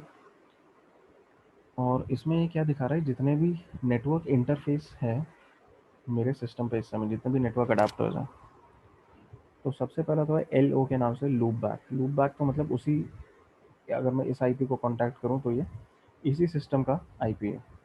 हर सिस्टम का एक लूप बैक आईपी होता है, मतलब अगर सर इस, हाँ बोलो। ये जो एड्रेस दिखाएगा हमारा, ये जो मेरे नेटवर्क से जुड़े हुए हैं उसी का हाँ एड्रेस दिखाया है, या ये हमारे हाँ, लोकल एरिया का भी दिखाएगा? लोकल एरिया मतलब क्या?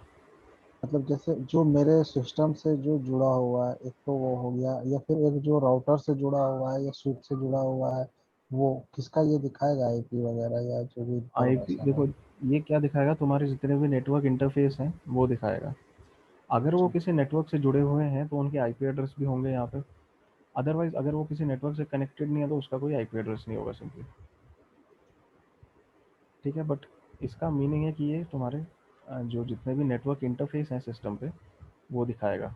जितने नेटवर्क अडाप्टर्स हैं सिस्टम में उनके डिटेल दिखाएगा यहाँ पे। अब लूप बैक तो खैर यही होता है 127.0.0.1, तो ये तो हर सिस्टम के लिए हर केस में यही रहेगा। बाकी अब यहाँ पे मेरे सिस्टम में कितने दो नेटवर्क अडाप्टर हैं, एक है इथरनेट 0, एक है इथरनेट 1। तो इसका आईपी एड्रेस ये आ रहा है 10.0.2.15, और जो दूसरा वाला है उसका ये आ रहा है 192.168.1.101। अब अगर वो नेटवर्क से कनेक्टेड नहीं होगा किसी, तो यहाँ पे सिंपली आईपी एड्रेस नहीं आएगा उसका तो ये पर। जितना भी इंटरफेस होगा सर सबका दिखाएगा, मान लिया जाए ये हाँ इथरनेट 0, इथरनेट 1, अगर और उसके अलावा फिर जुड़ा हुआ रहेगा तो फिर इथरनेट 0 फिर इथरनेट 1 2 करके दिखाएगा? हाँ, सारे दिखाएगा, जितने भी हैं सारे दिखाएगा। ये सर हमारा लोकल एरिया नेटवर्क ही दिखाएगा ना, जो हमसे जुड़ा हुआ है? नेटवर्क के डिटेल थोड़ी दिखा रहा है, ये इंटरफेस के डिटेल दिखा रहा है तुम्हें। अच्छा अच्छा, समझ गया सर। नेटवर्क डिटेल नहीं है, इंटरफेस डिटेल है। ठीक है सर। अब ठीक है, तो इस तरह से मान लो अगर तुम्हें अपनी मशीन का आईपी एड्रेस देखना है तो इसके थ्रू देख सकते हो।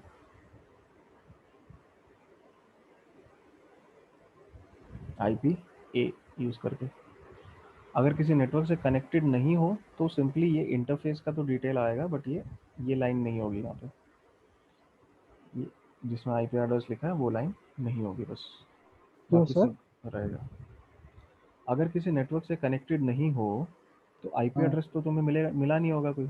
आईपी एड्रेस नहीं तो तभी मिलता है जब नेटवर्क से कनेक्ट होते हो। नहीं सर, तो समझ गया सर। ठीक है।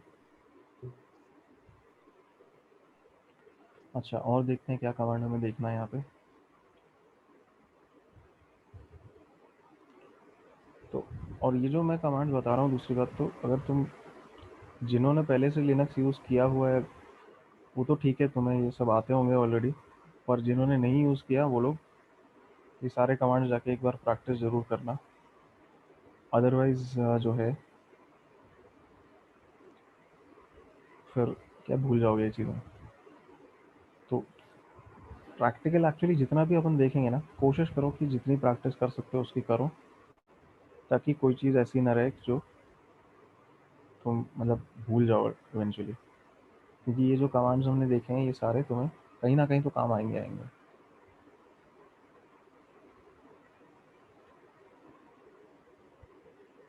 अच्छा, फिर एक कमांड है हिस्ट्री। जैसे हिस्ट्री में क्या दिखाएगा, तुमने जितने भी कमांड्स रन किए हैं उनके बारे में दिखाएगा, मतलब उनके दिखा देगा तुमने क्या रन किया है। तो अभी देखो मैंने क्या क्या कमांड्स रन किए हैं यहाँ पे, ये सारे LS CD RMDIR CP MV ये सारे कमांड्स जो मैंने रन किए हैं उसकी हिस्ट्री दिखा रहा है। इवन जो हिस्ट्री मैंने रन किया वो भी इसमें इंक्लूडेड है। उससे पहले मैंने IPA किया था, उससे पहले मैनुअल देखी थी LS की। तो ये इस तरह से कमांड जो रन किए होंगे उसकी हिस्ट्री तुम्हें दिखाएगा।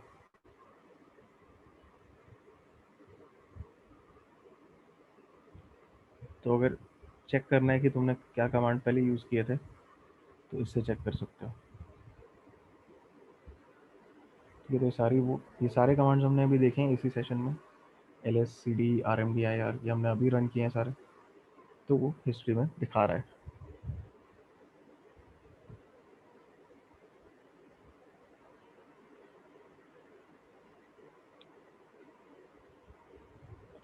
अब अपन आते हैं परमिशंस पे। ठीक है, पहले अपन ने स्किप किया था उसको, अब वापस आते हैं परमिशन पे। तो परमिशन में क्या होता है, अभी अपन ठीक है यूज़र डायरेक्टरी में ही है, अपनी जो होम डायरेक्टरी है मेरे यूज़र अकाउंट की। तो इसमें अब ls-l करके देखते हैं, और फाइल चलो इसी को मैं users.txt को उठाता हूँ यहाँ पे।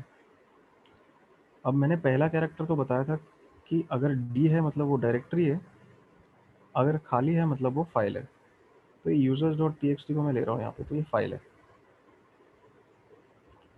अब ठीक है, ये परमिशन का ये बहुत अच्छे से ध्यान से सुनना ज़रूरी है, काफ़ी है।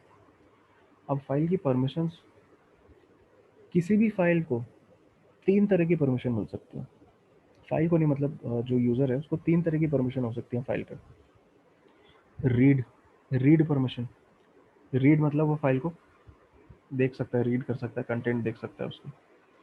ठीक है, रीड, राइट और एग्जीक्यूट, 3 तरह की परमिशंस होती हैं।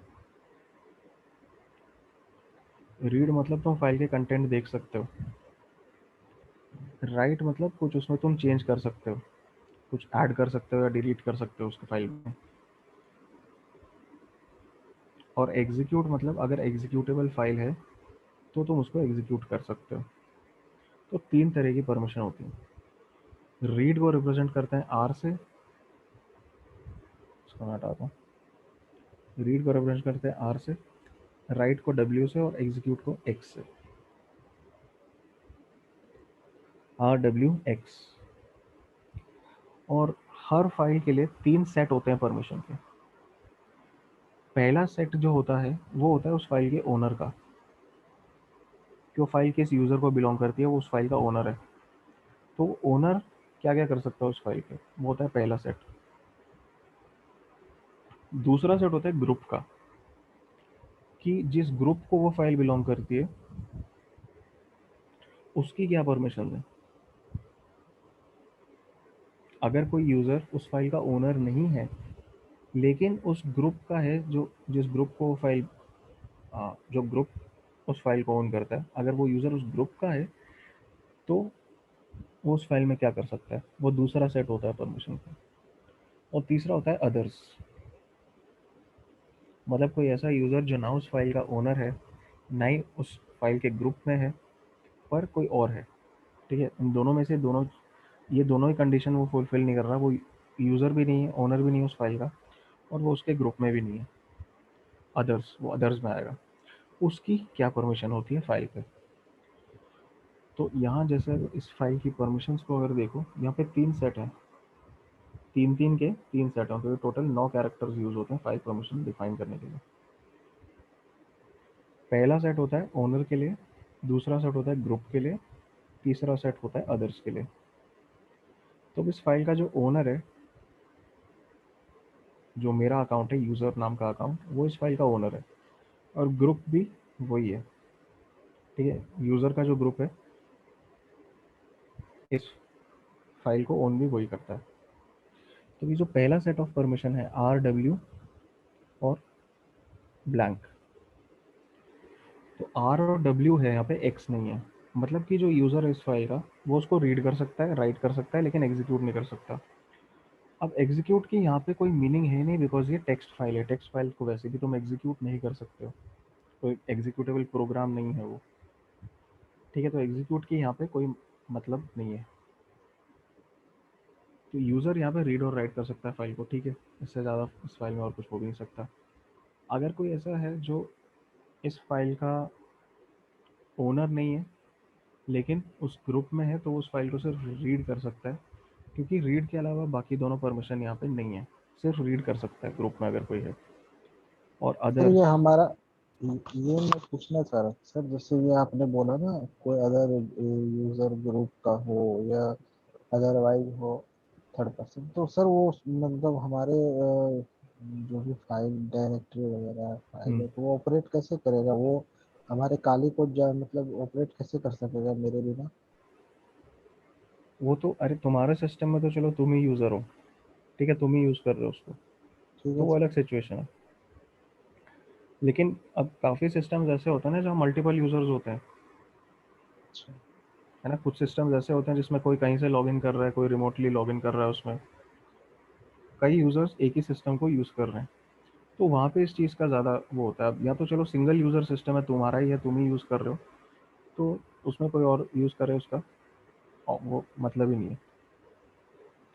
बट परमिशन का जो कंसेप्ट है वो तो वो ही रहेगा ना, चाहे तुम्हारे सिस्टम पे हो चाहे किसी और के सिस्टम पे हो।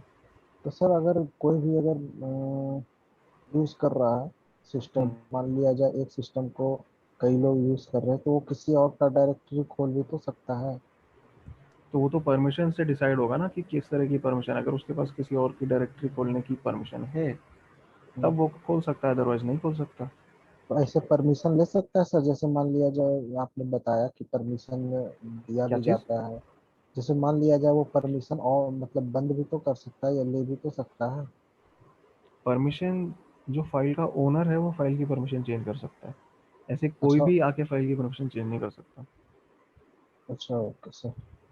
एक्चुअली ओनर को, क्योंकि क्या होता है, ये राइट परमिशन होती है। राइट परमिशन में मतलब तुम फाइल की परमिशन चेंज कर सकते हो, तो अगर कोई और है जिसको राइट परमिशन है इस फाइल की, तो वो हम्म, भी परमिशन चेंज कर सकता है। अब देखो यहाँ पे क्या सिनेरियो है कि राइट परमिशन सिर्फ ओनर को है, तो सिर्फ वही इसकी परमिशन भी चेंज कर पाएगा, और कोई नहीं कर सकता है। और किसी के पास राइट परमिशन ही नहीं है, ओके सर। बाकी सबके पास सिर्फ रीड है। तो मैं इस फाइल का ओनर हूँ तो मैं इसकी परमिशन चेंज कर सकता हूँ। ठीक है, मैं दिखाऊंगा अभी परमिशन चेंज करके कैसे करते हैं। लेकिन कोई और अगर है, अगर वो कोई और इस सिस्टम पे लॉगिन कर रहा है अपने अकाउंट से, तो वो इस फाइल की परमिशन को चेंज नहीं कर पाएगा, क्योंकि वो इसका ओनर नहीं है, उसको परमिशन ही नहीं है राइट वाली। तो वो फाइल की परमिशन को चेंज नहीं कर सकता। और अगर उसके पास रीड परमिशन है तो वो फाइल को देख पाएगा कि फाइल के अंदर क्या है। अगर उसके पास रीड परमिशन भी नहीं है तो वो फाइल को कुछ भी कर ही नहीं सकता, हाथ ही नहीं लगा सकता उसको। ठीक है सर। ठीक है। तो अच्छा, ये तो मैंने फाइल की बात की अभी, लेकिन डायरेक्टरीज की भी परमिशन होती है। जैसे यहाँ पे ये वीडियोस नाम की डायरेक्टरी है, तो इसकी भी परमिशन है। ठीक है, RWX, RX और RX। डायरेक्टरीज में परमिशंस का क्या मतलब है मैं वो भी बताता हूँ। अगर तुम्हें किसी डायरेक्टरी के लिए रीड परमिशन है, मतलब तुम उसके कंटेंट्स देख सकते हो, LS कर सकते हो। ठीक है, LS से हम लिस्ट करते हैं ना फाइल्स, तो वो चीज़ कर सकते हो। अगर राइट परमिशन है, मतलब उस डायरेक्टरी के अंदर तुम फाइल्स बना सकते हो, फाइल्स को हटा सकते हो, again depending on the permission, file की क्या परमिशन है। पर डायरेक्टरी के अंदर चेंजेस कर सकते हो अगर राइट परमिशन है तो।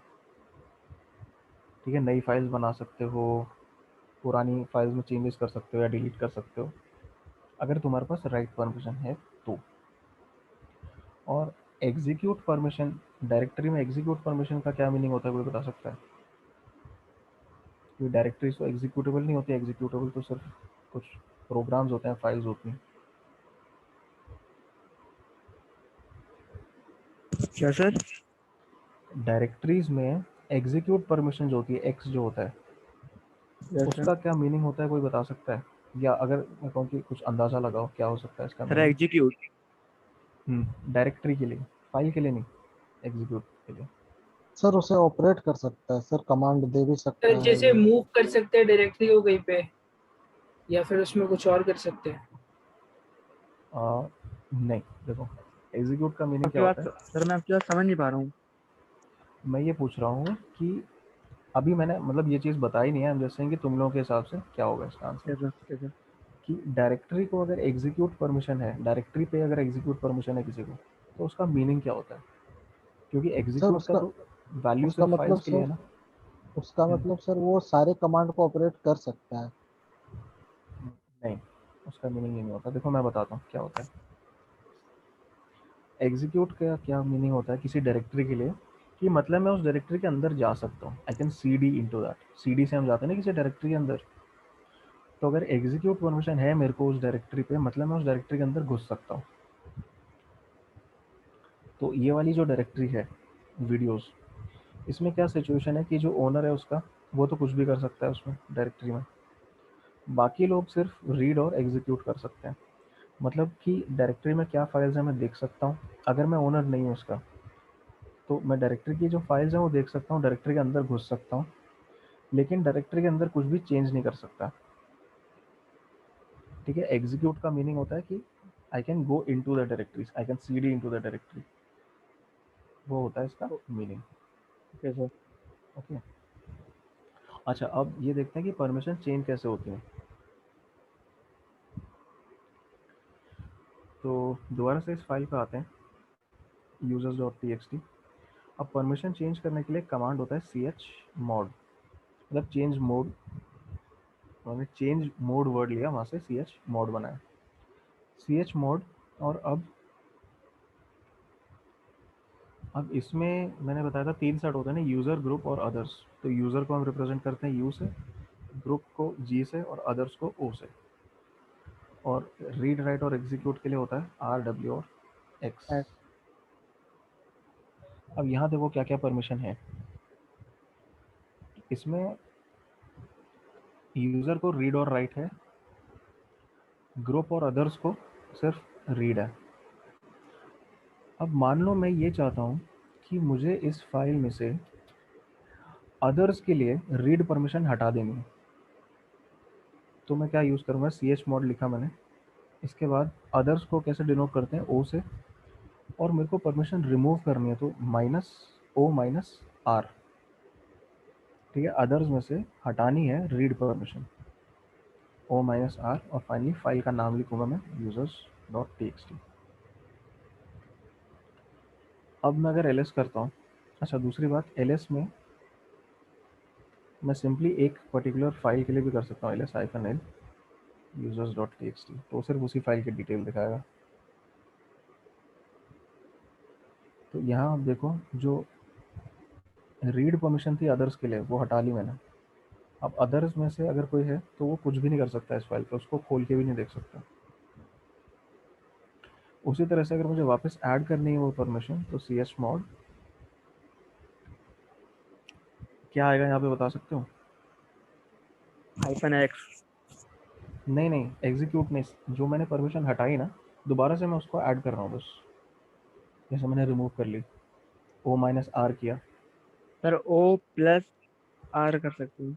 o+r करेंगे, बिल्कुल o+r R और फाइल का नाम। File name. अब मैं दोबारा से इसको करके देखूंगा तो यहाँ पे देखो राइट बोल रहा हूँ, सॉरी, रीड वाली परमिशन वापस आ गई। अब अगर इसमें से कोई ऐसी परमिशन है जो मुझे सबको देनी है, मान लो कि मुझे सबको राइट परमिशन देनी है इस पर, तो chmod 7। मैं यहाँ पे न्यूमेरिकल पे जा ही नहीं रहा, 7 तो अलग बात है, और 7 तो देना ही नहीं है। तो सर देखो मुझे क्या करना है, सबको देनी है, तो मैं क्या कर सकता हूँ, ऑल को हम रिप्रेजेंट करते हैं ए से, A से। ऑल प्लस डब्ल्यू, क्योंकि राइट परमिशन देनी है। अब ठीक है, ऑलरेडी यूज़र के पास है, कोई बात नहीं, उसको कोई चेंज नहीं होगा वहाँ पे, ए प्लस डब्ल्यू और users.txt। अब यहाँ पे देखो बाकी दोनों के पास भी राइट परमिशन आ चुकी है।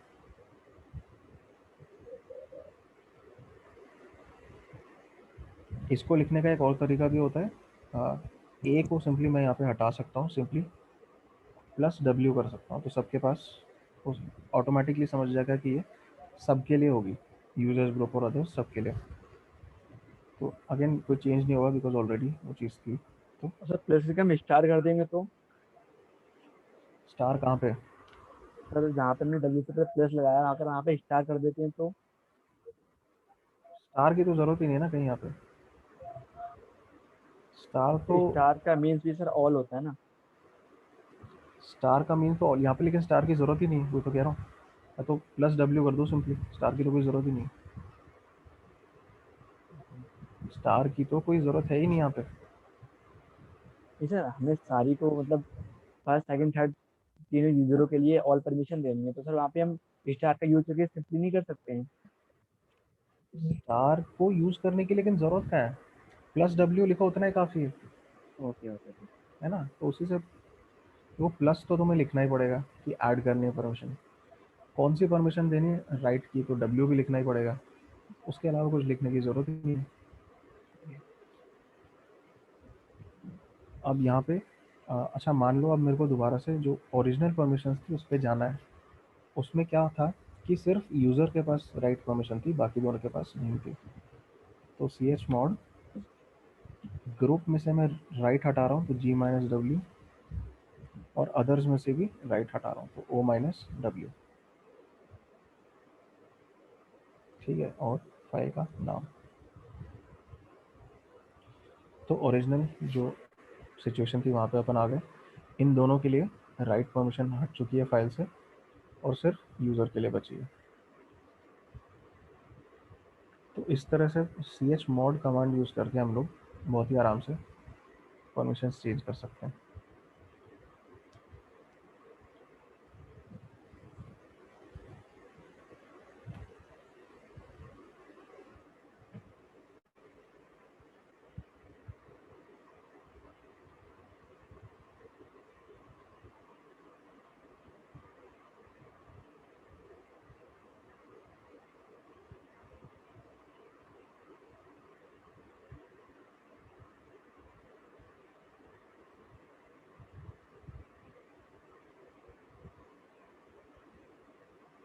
और इसको एक और चीज़ यहाँ पे हम कर सकते हैं,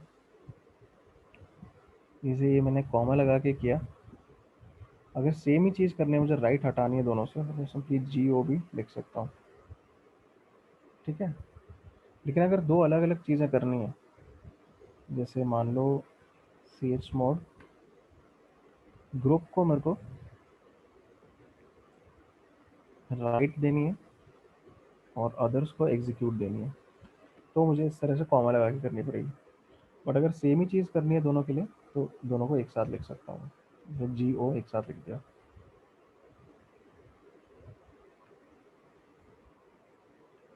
ठीक है, तो अब ये मैंने G+W किया था तो ग्रुप को राइट परमिशन मिल गई, O+X किया था तो अदर्स को एग्जीक्यूट परमिशन मिल गई। अब लेकिन इसको मैं एक्चुअली देना नहीं चाहता हूँ ऐसा, इसलिए दोबारा से हटा रहा हूँ ये परमिशंस।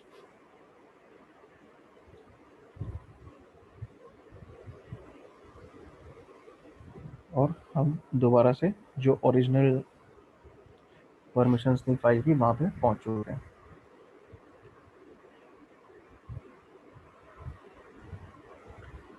ठीक है, तो ये होती हैं फाइल परमिशंस और इनको इस तरह से हम चेंज कर सकते हैं। अच्छा, अब मैं उस समय जब मैं रूट की डायरेक्टरी में गया था, तो देखो रूट डायरेक्टरी के लिए परमिशंस किस तरह से सेट होती हैं। पहली बात तो डायरेक्टरी है, तो ऑलरेडी हमें मालूम है। ओनर कौन है? रूट है, और ग्रुप भी रूट है। ओनर को क्या परमिशन है? रीड, राइट और एग्जीक्यूट। मतलब रूट जो अकाउंट है वो इसमें कुछ भी कर सकता है इस डायरेक्टरी के अंदर। और ग्रुप और अदर्स के लिए क्या है? रीड और एग्जीक्यूट। मतलब कि मैं वहाँ पे फाइल्स देख सकता हूँ, पढ़ सकता हूँ, लेकिन वहाँ पे मैं कुछ चेंज नहीं कर सकता। तभी जब मैंने ओरिजिनली वहाँ पे फाइल क्रिएट करने की कोशिश की थी, मुझे उसने बोल दिया था परमिशन डिनाइड। अगर किसी चीज़ की मेरे को परमिशन नहीं होगी, परमिशन डिनाइड करके मुझे वो बता देगा वहाँ पे। और जब मैंने सूडो यूज़ किया था तो मैं वो चीज़ कर पा रहा था, क्योंकि सूडो में क्या होता है, मैं रूट की परमिशन से रन कर रहा हूँ, रूट लेवल प्रिविलेज से मैं काम कर रहा हूँ सिस्टम पे। अगर या कोई भी कमांड में सूडो उसमें रन कर रहा हूँ, that is I am running the command as root. तो रूट को तो परमिशन है, तो रूट कुछ भी कर सकता है, तो मैंने रूट की उससे वहाँ पे फाइल क्रिएट कर ली थी। तो ये जो परमिशंस है, that is an important concept इसमें लिनक्स में, और इसलिए इसको समझना काफ़ी ज़रूरी है।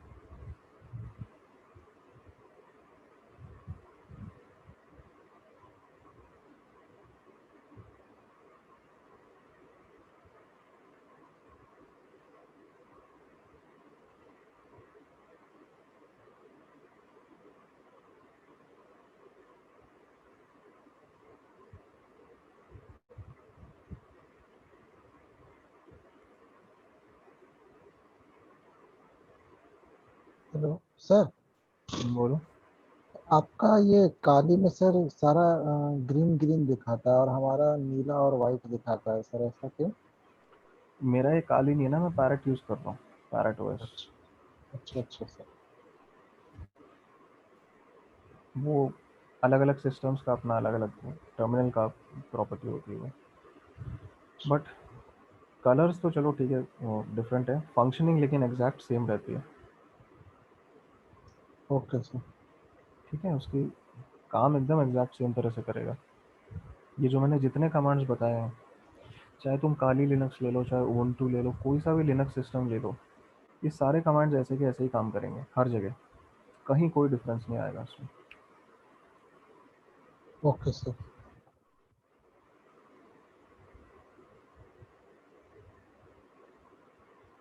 और जितना भी तुम देखोगे कि प्रैक्टिकल में करूँगा यहाँ पे,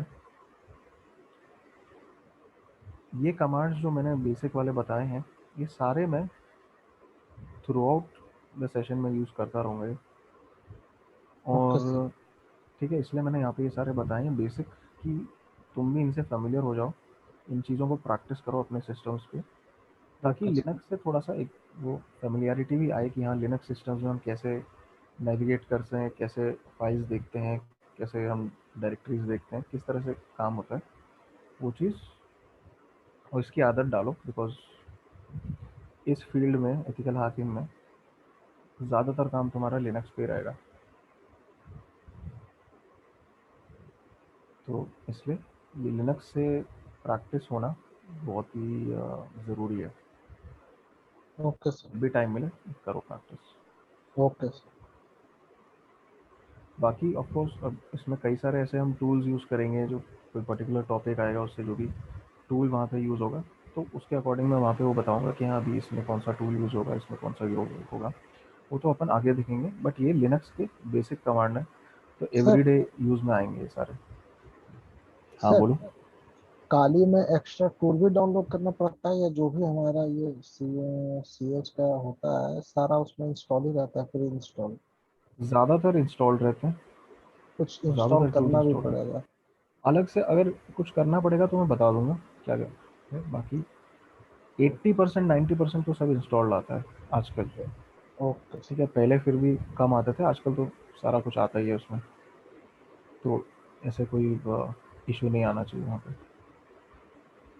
अगर कुछ इंस्टॉल करना होगा मैं बता दूंगा कुछ ऐसे, बाकी ज़्यादा तो नहीं है कुछ इंस्टॉल करने का।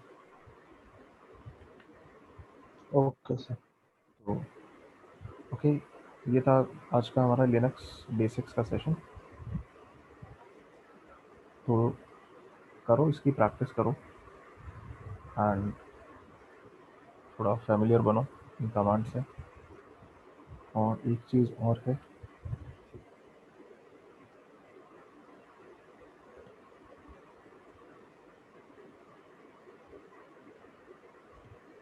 सर इसका ये कॉन्सेप्ट का रिकॉर्डिंग होगा ना सर आपके पास? सारे जितने भी तुम्हारे सेशन होते हैं हाँ। डेली, वो सारे रिकॉर्ड होते हैं। तो सर वो ना हाँ, कल स्टार्ट करेंगे इन्फॉर्मेशन लेना। सर बोलो। ठीक सर। सर ये थोड़ा सा सूडो का एग्जांपल दे दीजिए सर। किसका? सर सूडो सीएमडी का।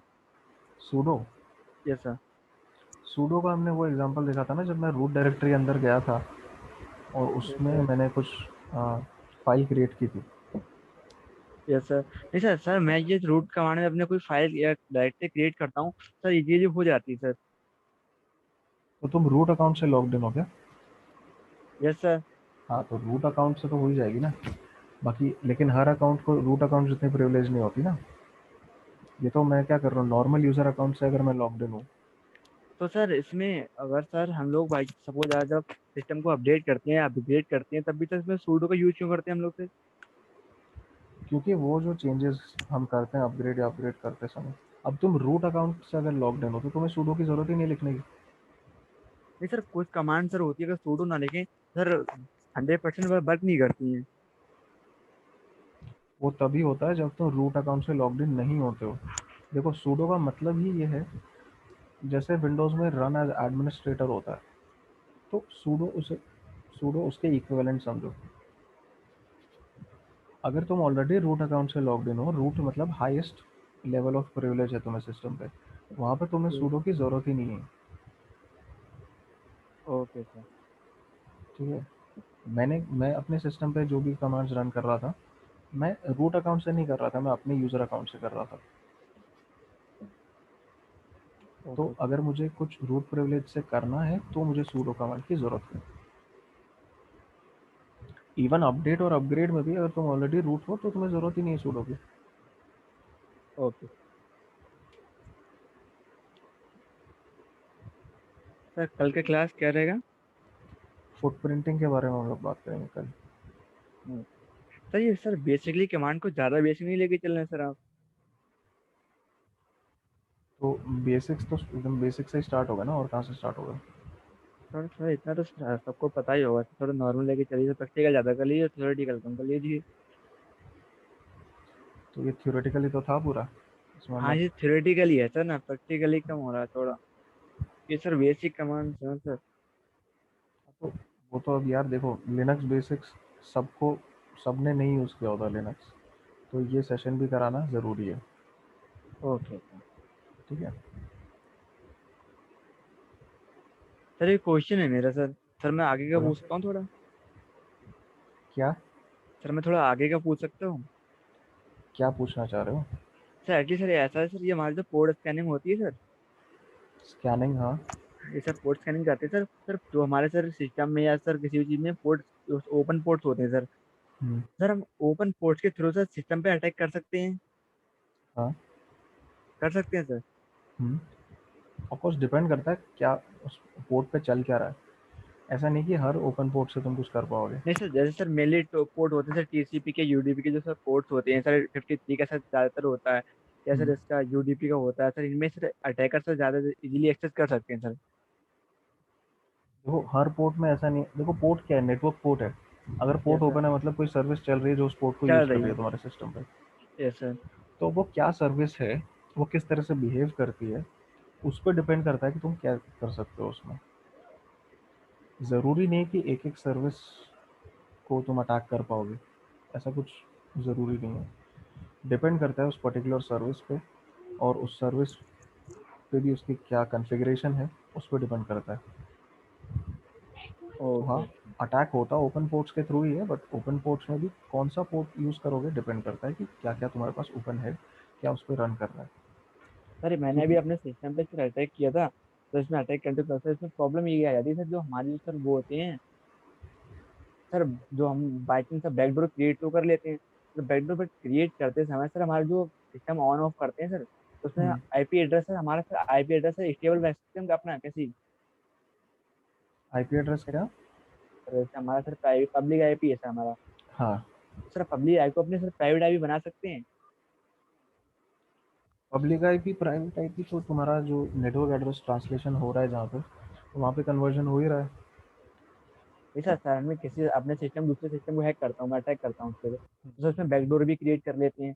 बट सर जब हाँ, तक सर हमारी आईपी सर सेम रहती है, तब हाँ। तक हमारी बैकडोर कंटिन्यू वर्क करती है। पर जैसे सर हमारे सिस्टम की हमारे सर उसकी आईपी चेंज होती है, तो तब सर फिर हमारे हाँ, चेंज हो जाएगा। हमारी बैकडोर से क्रिएट हो वहाँ जाए, पे मतलब बेकार हो जाता है। तो वहाँ पे तुम्हें स्टैटिक आईपी चाहिए। अगर स्टैटिक आईपी तुम, अगर पब्लिक आईपी के थ्रू हो रहा है वो अटैक, मतलब तुम्हारी पब्लिक आईपी अगर यूज़ हो रही है, तो तुम्हें यस अपने सर। आईएसपी से बात करके स्टैटिक आईपी लेना पड़ेगा वहाँ पे। तो उसको बोलना पड़ेगा कि मेरे को स्टैटिक आईपी चाहिए, उसका शायद वो कुछ एक्स्ट्रा भी चार्ज करे स्टैटिक आईपी। हाँ, यस सर। और सर ये सर जैसे हमने सर एंड्रॉइड फोन में सर टर्म्स को यूज करता हूँ सर मैं, तो सर हम जब कोई एपीके फाइल जब क्रिएट करते हैं टर्मक्स से, तो सर टर्मक्स के थ्रू हम एंड विंडो से इजीली हैक कर सकते हैं। बट सर हम लोग लाइनक्स के सर बनाते हैं, जब लाइनक्स से ओपन करते हैं लैपटॉप में, सर लैपटॉप पे सर हमारा फोन हैक नहीं होता है सर। और सर सिस्टम में अगर हमें जो सिस्टम में सर लाइनक्स चल रहा है, उसी सिस्टम को विंडो हैक करते सर हो जाता है। बट सर सेकंड कंप्यूटर की हम जब विंडो हैक करते सर वो होता ही नहीं है सर। आगे देखेंगे विंडोज़ पे कैसे कर सकते हैं, एंड्रॉयड पे कैसे कर सकते हैं, ये सब आगे आएगा। ठीक है, देखेंगे। Okay. Thank you sir. Okay.